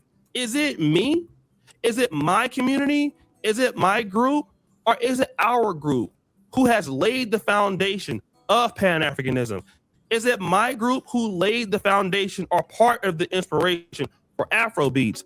Is it my group that was responsible for educating Kwame Nkrumah, Nnamdi Azikiwe, in which we now know as Ghana or Nigeria? Was that not our contribution? But what has been your contribution to Black America? What has been Nigeria's contribution to Black America? What has been Ghana's contribution to Black America? What has been any of these other African states' contribution to Black America? I can tell you exactly what the contribution has been: zero. But yet you sit there, you point the finger, you sit there, you blame, you sit there, you take no level of accountability, especially when somebody is bringing up really good questions like, what's up with the insular gatekeeping? What's up with sweeping everything underneath the rug? What's up with not telling the truth or being honest about what's going on this continent? What about the youth of Africa? What about them? Why are so many people having to leave the country, especially the biggest critics, the Pan-African keyboard warriors, who also will never come back, like their 1960s and 1970s counterparts who came to the States and understood there was no life here for them. So then you get angry when people bring out the same situations and the truth about why you're afraid to come back. So now why do you hate the person for telling the truth when that person's group has done so much to try to elevate your group? And even in 2019, because you guys who were educated and so talented wouldn't come back in large numbers, guess who took the call, or guess who is answering the call? Now, no doubt some African diaspora is, but guess what? Some people who know nothing about Africa are answering the call. People who are spending their own money, people who are getting scammed, people who have no leverage are coming back to the continent to understand their roots. And then when things are not working out for them, you are the ones who are sitting in America based off that same community's effort, because you don't do anything for your group or anybody else for that matter. You have the unmitigated gall to talk down on somebody when you have never done anything for your group or anybody else's group in the diaspora, except for take. And I don't care who is watching the video, but largely this is true. Any of the groups that I'm accusing of, you tell me what they do for somebody else. It's nothing. And then the Black Americans who got sold into slavery are still the ones who has revived the interest in the Black world for the continent. It was not the Nigerians who got the interest in the continent back. It was not the Ghanaians who did that. It wasn't the Tanzanians who did that. It wasn't the Kenyans who did it. It wasn't Ugandans who did that. We know who did it. It was the Black American celebrity who had the influence who did that. That's who it did. That's who got Ghana popping. That's what it was. The reinvestment in the ideology of coming back to Africa, that's who did it. That's who made Africa sexy. It wasn't Wode Meyer or any of these other African vloggers you see right now. It was Black Americans and its diaspora that made that happen. Are you mad because you didn't make that happen? And see, when we start having uncomfortable conversations, it becomes undeniable at this point who is really upset, who is really bitter here. And I'm saying this as a brother with love. It comes to a point, and certain brothers got to have some level of respect. If your group would have done what we would have done, then you would have room to talk. But when it's our people that come over here with our money, after we have been historically given for the last century or half century to the African cause, shut your mouth. Who are you to talk? You don't even do a tenth of the scale of what we've done in Africa. None of you. And we were doing it without even coming to Africa, opening up our doors at that particular time. What have you done? I rest my case. Tell me where I'm lying in this video. Comment below. This waist timber belt is perfect for anyone looking to get the job done. It's made with a breathable material, so it's comfortable.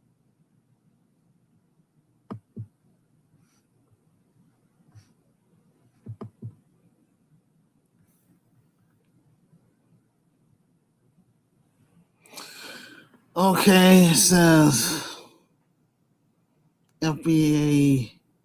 Oh, okay, it's the same I think. If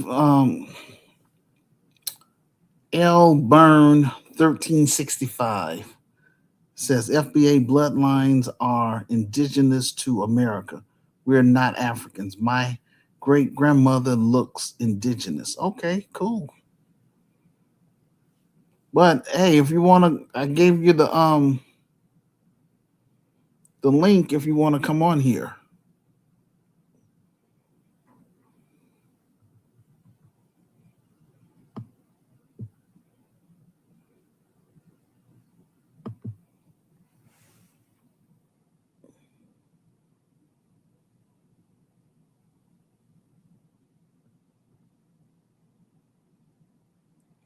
Okay, let's see what's next. All right, let me play this one.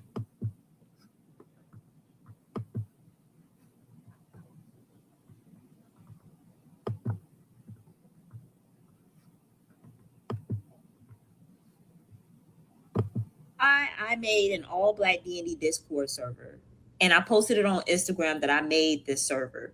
And literally, it's of course white people, some of them, that's saying like how they don't like this idea, and you can just imagine some of the stuff that they would say. But what's not clicking for me is that why do people not understand what a safe space is?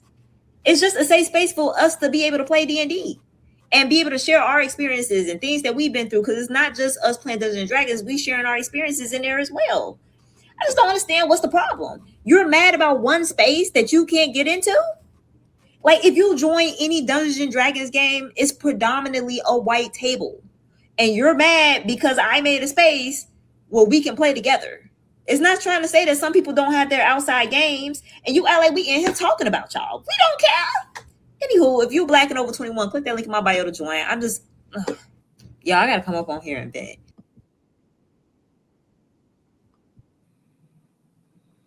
Okay. Yeah, I mean, that's because they're colonizers. They always just want to just be bugging, you know? Like in South Africa, for example, you know, they have Orania, a town only supposed to be for white people. I mean, good Lord, man. If you don't like to be around black people, take your behind back to your homeland. We didn't ask you to come to the continent in the first place. Y'all behind impose yourselves. You didn't have nothing going on over there in Europe in the first place. You went and stole all those natural resources. It happened, you know, in India and other places, but I'm just focusing on Africa. And didn't ask you to come there. But all righty.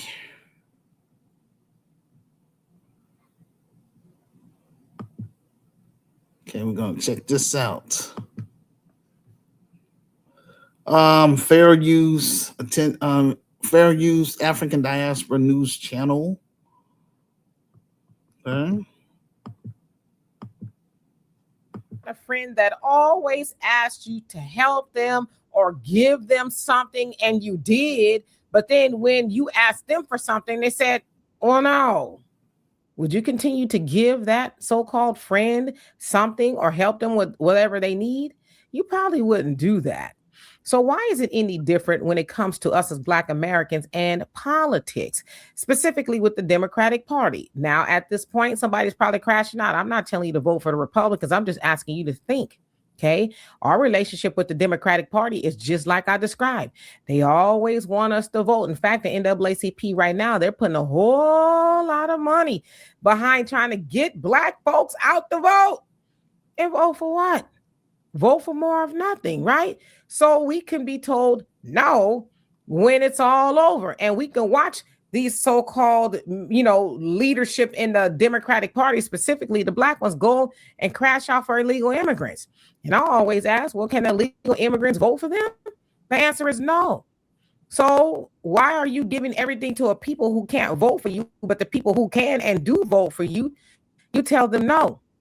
See, some would describe that as an abusive relationship, but within a abusive relationship, not always, but sometimes, right? there's people who are in these relationships and they can say, well, all right, I'm not going to participate in this anymore, whether it's, verbally or physically, whatever it is, you check out. But see, we haven't learned to do that. We're starting to, but we haven't really learned to do it enough to say, hey, you know what? I got some self-respect about me. I'm going to raise my self-esteem, and I'm not going to do for somebody who's not going to do for me. I'm not going to participate in that type of relationship. Now I'm going to try to be clean here, but some people would probably liken that to an S&M relationship. Now, in that type of relationship, and I just want to be clear, I ain't never been in a relationship like that, but I know some about it, okay? In an S&M relationship, there is usually, some pain involved or whatever it is, right? Maybe some handcuffs, but there's also a safe word. And when that safe word is used, that means that whatever is being done is supposed to stop. Okay. All right. I'm cool. Stop out, whatever it is, So we need to use a safe word as far as the Democrats are concerned. And that's no, or whatever it is, right? Like, no, I don't think I'm going to do that. Maybe that was too many words. I don't know. But we need to re-examine our relationship with the Democratic Party because they know where they stand with us. We'll continue to practice benign neglect of Black Americans, and they'll continue to give us their vote, and we'll go continue to help everybody else. See, that's an abusive relationship.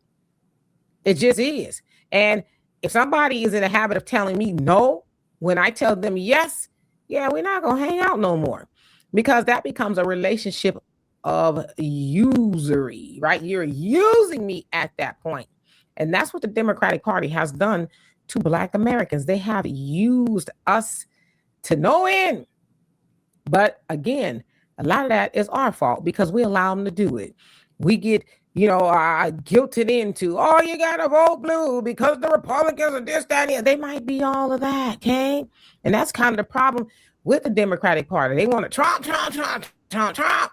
but they never say what they're going to do. Well, we don't know what we're going to do by you, but we want you to be afraid of Trump. Okay, I'm afraid of Trump. Now what? What are you going to do to help us and ease our fear of Trump? You never talk about that. You just talk about you got to vote for the Democrat that practices benign neglect of you because Trump is the boogeyman. Ow. All right, now what? So I'm just asking y'all to think about some things again. Think about that friend that always tells you no when you tell them yes. How long are you going to continue to tell them yes? Just asking. So anyway, for more insightful commentary, y'all please like and subscribe to this channel and my channel, The Demetria K Show, here on YouTube. Peace.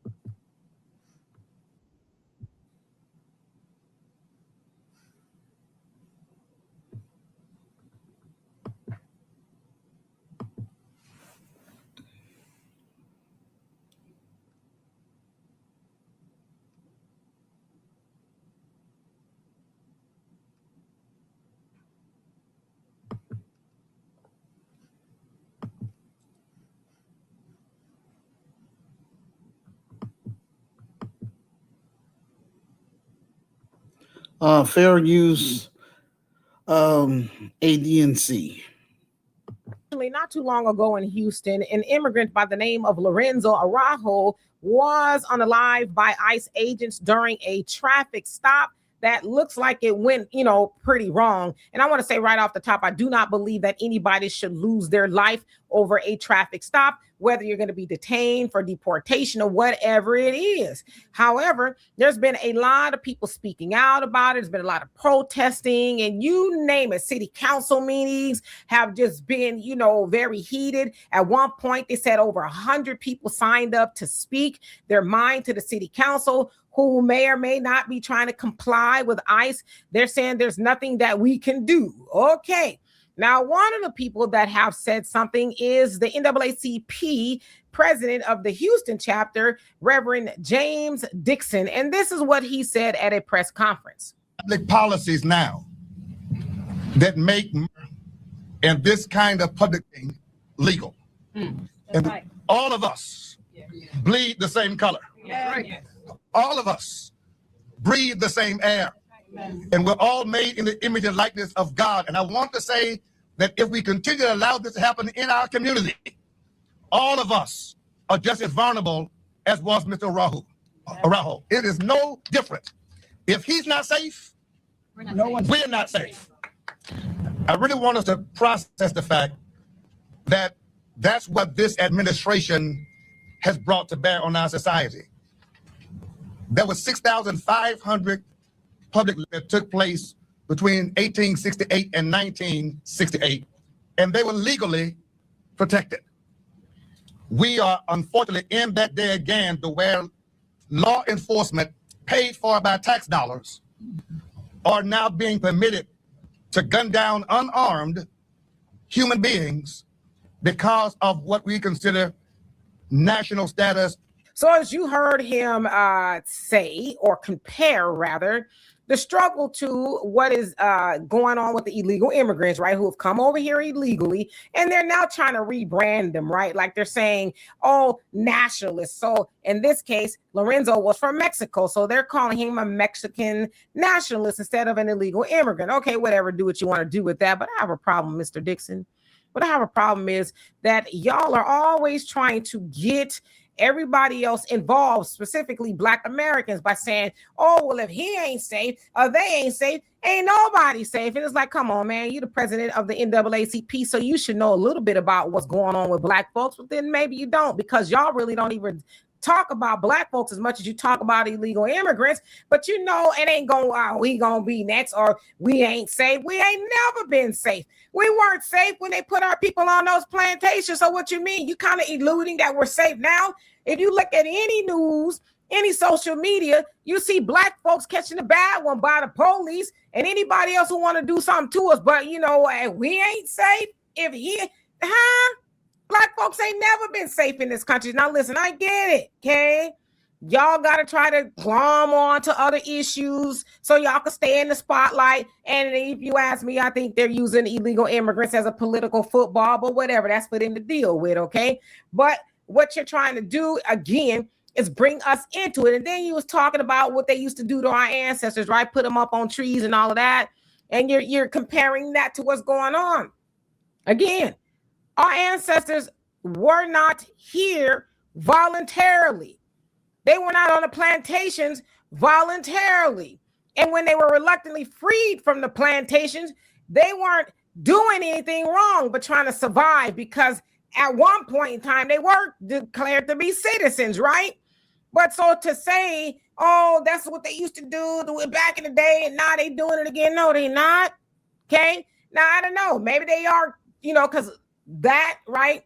I can't say the word because we're on this platform, but putting people on trees, the word that they use, the L word, is not, how can I say this? There's other ways to do that than to put somebody on a tree per se. So I don't know what the ICE agents got in mind. They may or may not be doing that. But again, I think it's wrong to compare what our ancestors and our people are still going through. In 2026, you are still hearing about Black folks being found up in a tree and they didn't climb it for fun. You're still hearing about that, and nobody talking about that because it's getting dismissed. And see, we're starting to learn a couple of things too. What we're starting to learn is that, there's all these cover-ups going on, especially if you're following the Nolan Wells case.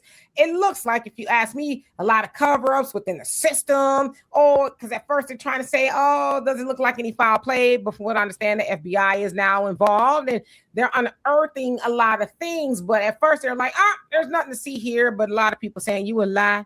Because what you ain't going to do is tell us that, you know, he just mysteriously came up unalive and he went out on the boat with those three rather white boys, right?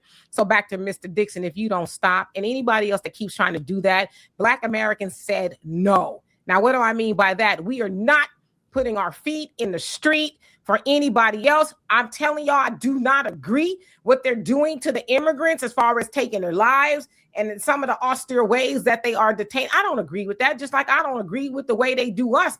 But I do agree is that we got our own business to tend to. But to see our so-called leaders get up at these microphones and try to reel us in with, well, they doing the same thing and ain't nobody safe. Hell, we ain't never been safe here in the United States of America. Name me one time where a Black person anywhere in the United States of America has been safe. I'm not going to wait too long because there's never been a time that we have been safe. We ain't safe now. But again, ain't nobody really talking about that unless you twist their arm. So anyway, for more insightful commentary, please subscribe to this channel and my channel, The Demetra K Show, here on YouTube. Peace.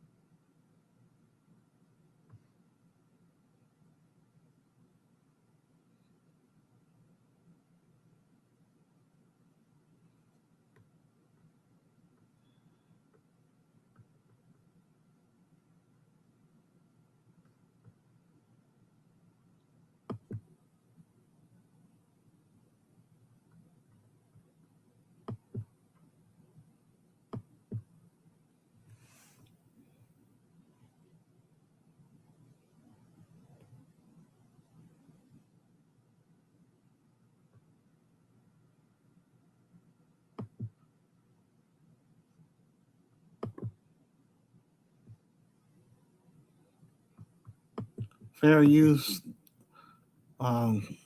A 15-year-old and her 16-year-old boyfriend decided to do the unthinkable by taking out 5 of her family members and wounding severely 2 other family members. Now, from what the 15-year-old's father said, they decided to do the unthinkable because her family would not allow them to be together. Now, it sounds like the 16-year-old boyfriend had some problems with housing, right? So I don't know if he was homeless or whatever it was, but it sounds like they would run away together, staying in abandoned houses and bus, stops and things like that. Well, I guess they wanted to stay with her family, and of course, her family said no. From that point, the 15-year-old went and got her mother's keys to her weapon, right? Got the weapon and did what they did.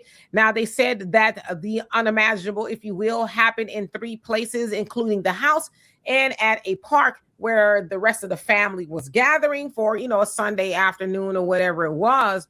And so they have been charged with 12 counts, including 5 of unaliving, right?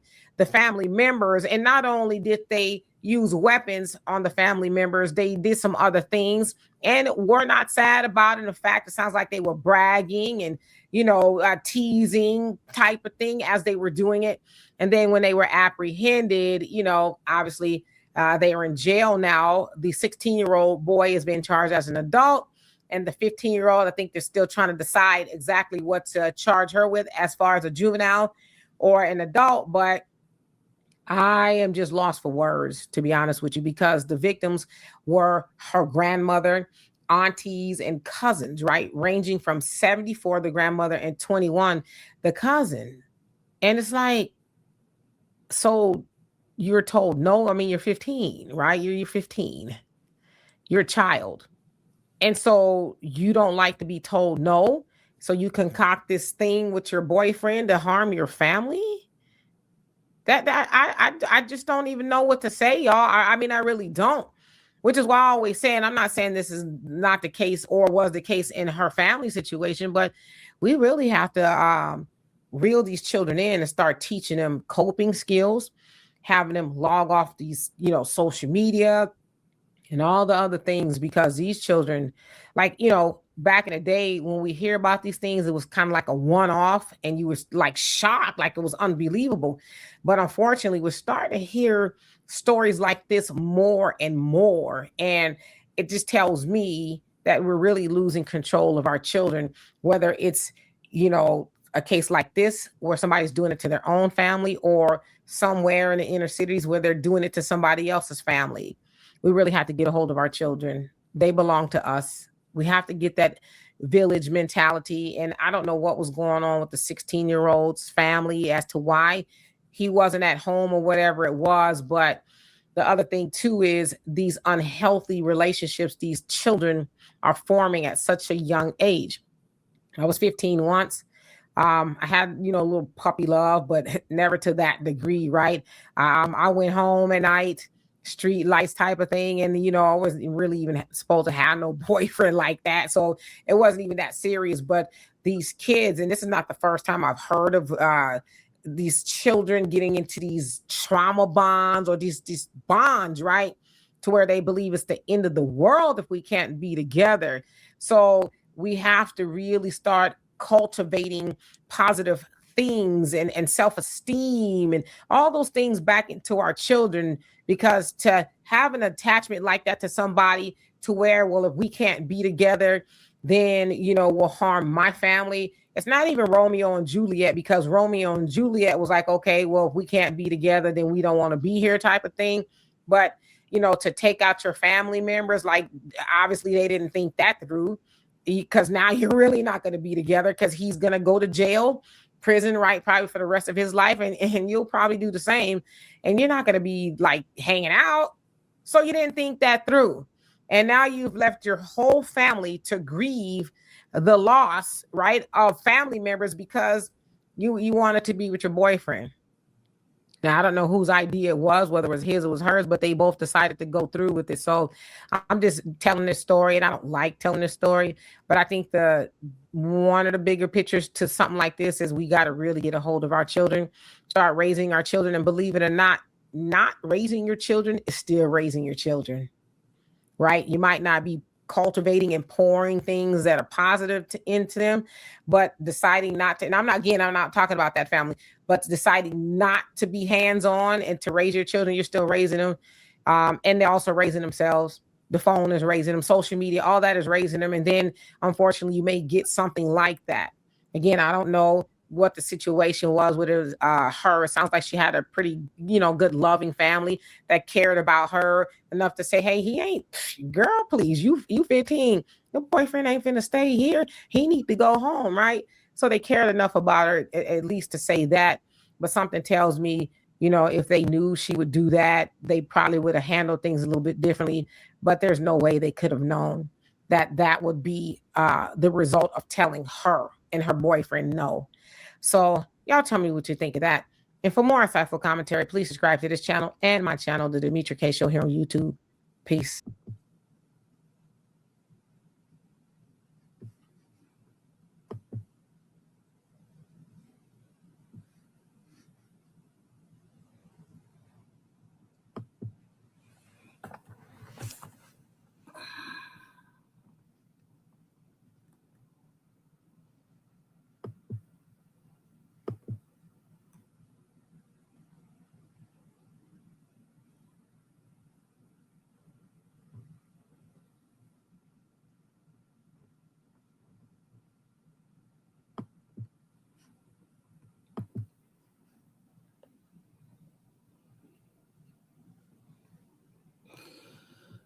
I'm not gonna play this whole video because but I try to play at least maybe 10 to 15 minutes.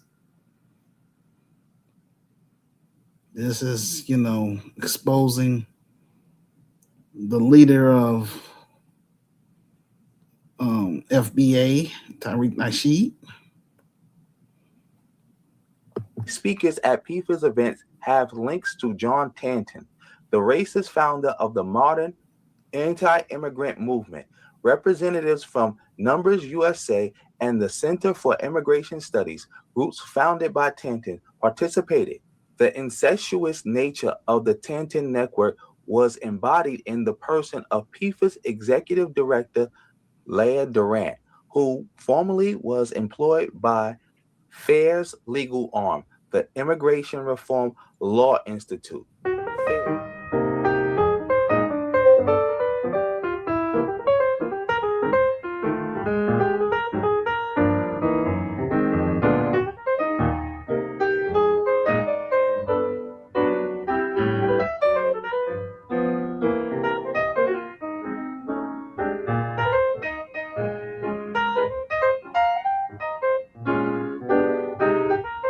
This shaming tactic nonsense, when the media... Before you buy cat food, take 5 seconds and look right here. The first 5 ingredients tell you almost...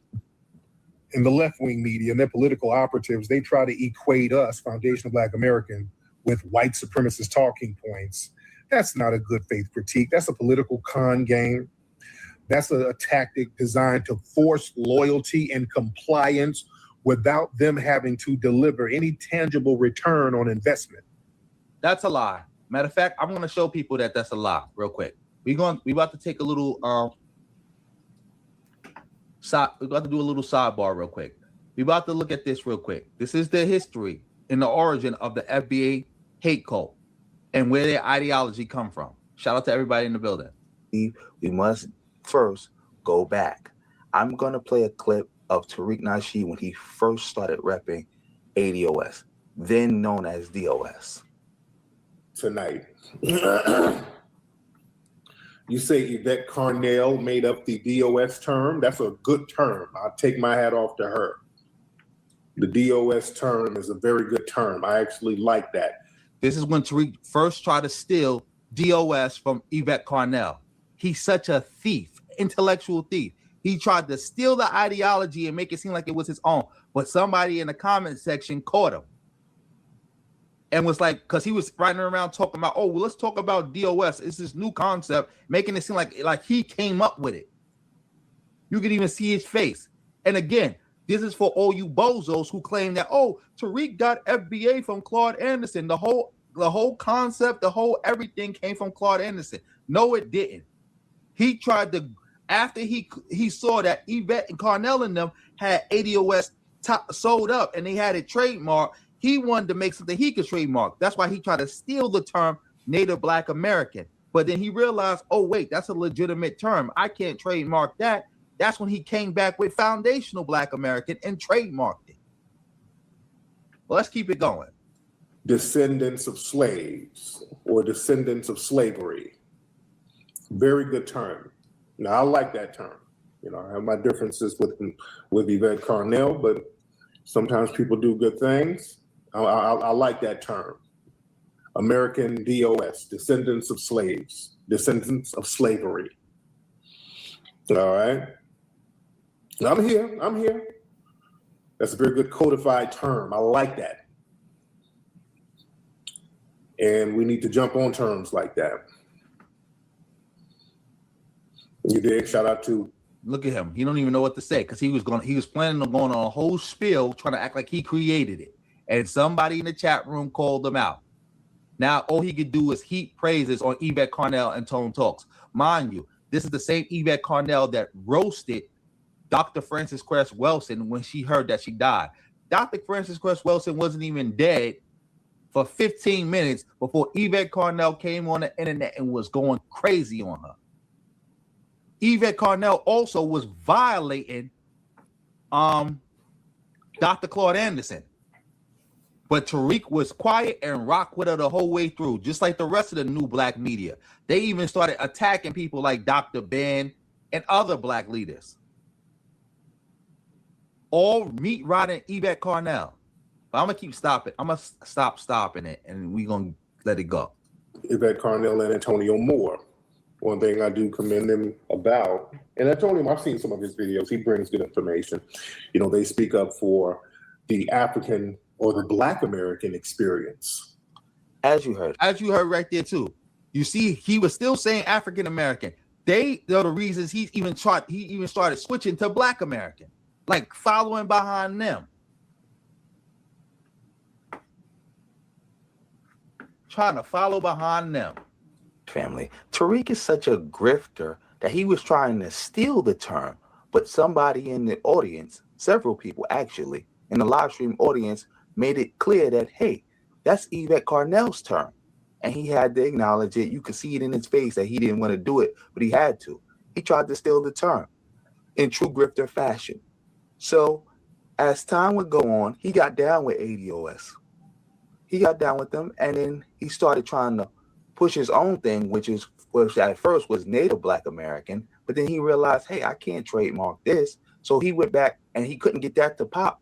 So he went back to ADOS, And then he came up with the bright idea of foundational Black American, something that he could trademark and he could push. And remember, when he did that, he was still preaching that foundational Black American and ADOS is the same thing. Look, February 3rd, 2019. That was the birthday. That's the birthday for foundational Black American. That's their birthday. Terms that mean the same thing. Before he started beefing with Yvette Carnell and ADOS, and he made it a full-blown splinter group, excuse me. But he still held on to the ADOS ideology. And what is the ADOS ideology, and who is Yvette Carnell? Well, Yvette Carnell is the founder and leader. That's not true. That's not true, Gears of Truth. That's not true. Tariq already had the trademark before Meechie X. What happened was foundational Black Americans started falling off, so Tariq just let the trademark lapse. He wasn't keeping up with it because, again, he was trying to grift his way back to Pan-Africanism a little bit around that time. And that's when Meechie X picked up the term. And trademarked it because he let his trademark lapse and he had to fight her in court for it. The joy of traveling well is experiencing the world more deeply. That's what happened. He didn't just trademark it out of nowhere. But he didn't just trademark it because of Meechie X. No. And mind you, and if it was truly an ethnic term, you wouldn't even need to trademark it. It's African American, the term trademark. No. It's Black American, the term trademark. No. In fact, when Tariq first tried to trademark foundational Black American, it got rejected because it had Black American in it. That's why he had to, when he submitted his second trademark for it, he had to say that I make no claim on the term Black American. Shout out to you though. Let me see something. Yeah, let's keep this going. Leader of ADOS. This is her, as you see on your screen right now, with the MAGA hat. She created DOS, which now is ADOS, in about 2016, 2017. Around the same time, she was a board member for PIFA. What is PIFA? Progressives for Immigration Reform. And all you have to do is go to irs.gov and you can look them up. They're a tax-exempt organization. You can get their tax records. And then when you look it up, there you see Yvette Carnell, director. Yvette Carnell, secretary. Yvette Carnell, secretary again. That's right, Yvette Carnell. She was a board member, a high-ranking board member of a hate group. And some will say, well, show me that PIFA is a hate group. Because you're showing me that she's a board member, but you're not showing me that it's a hate group. Well, I'm going to do that for you right now. And we're going to start at the beginning with the man himself, John Tanton. Hey, before we go on, shout out to everybody in the building. Thunderline is back. I thought I blocked him. Black American and African American is the same thing. I hate to be the bearer of bad news, Ray. I think that's your name, Ray. I had to be the bearer of bad news. Black American and African American means the same thing. Oh, look, we got a new member. Shout out to you. I can't even see your name. How you want me to pronounce your name? Because I can't see it. It's too many letters together. Is that Emma? I think it's Emma. Shout out to you though. Thank you for becoming a new member. Family, you could become a member too. Just hit that join button. Just hit the join button. That's it. That's it. Just hit that join button. That's all you got to do. That's all you got to do. Support the stream any way you can. Let me see let me see who this is. What's going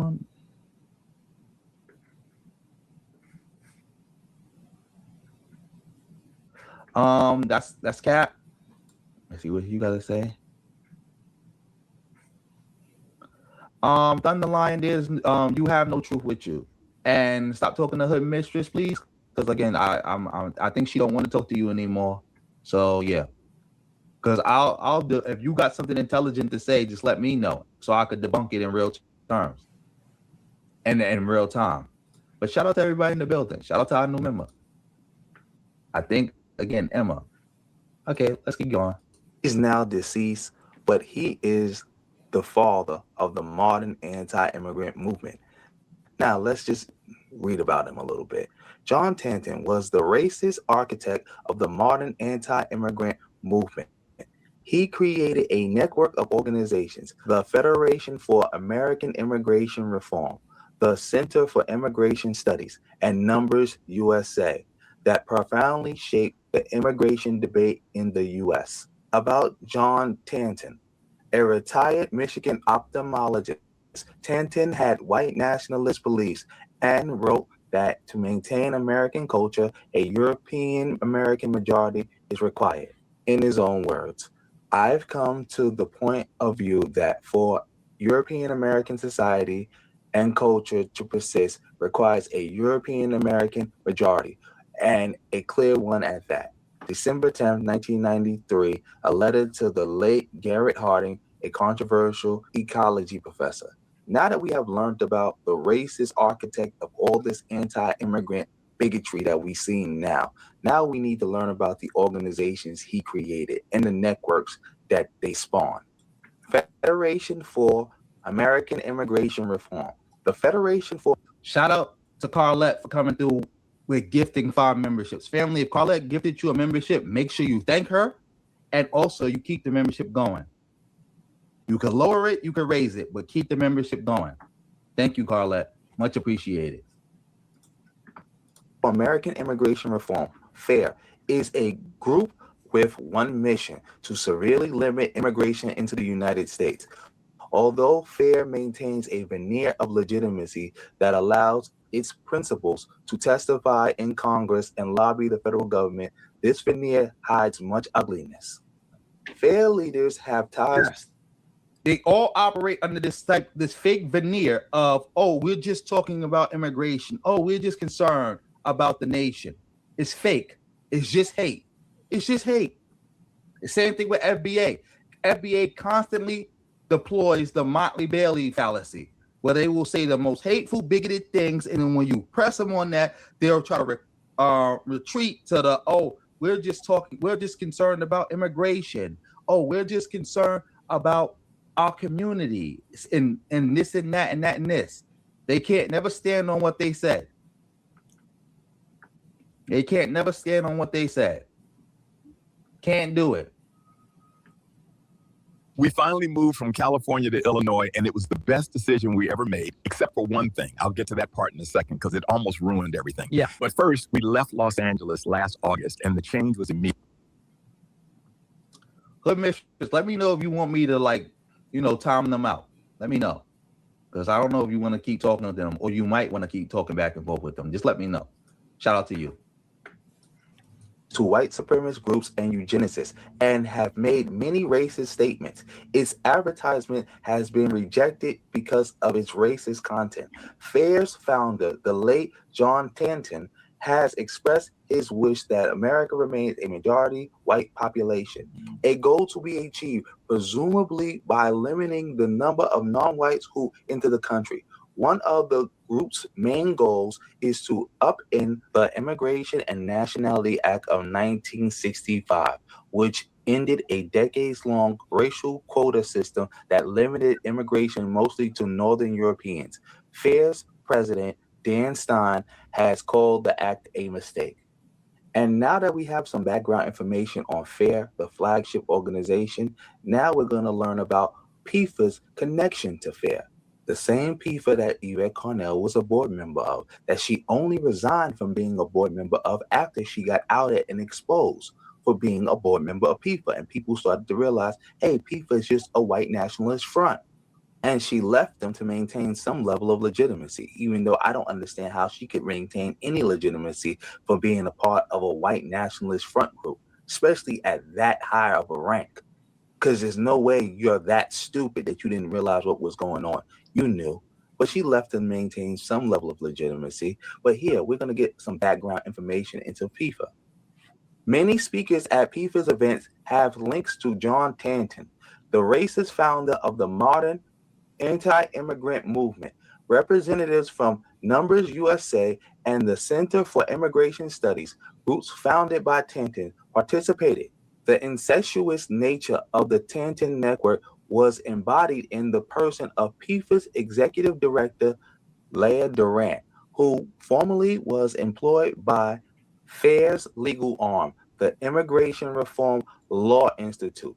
FAIR, which the Southern Poverty Law Center lists as a hate group, was founded by Tanton, who still serves on the group's board.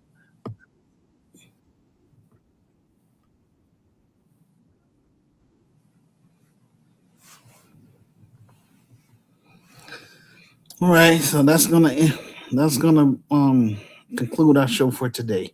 Peace and blessings.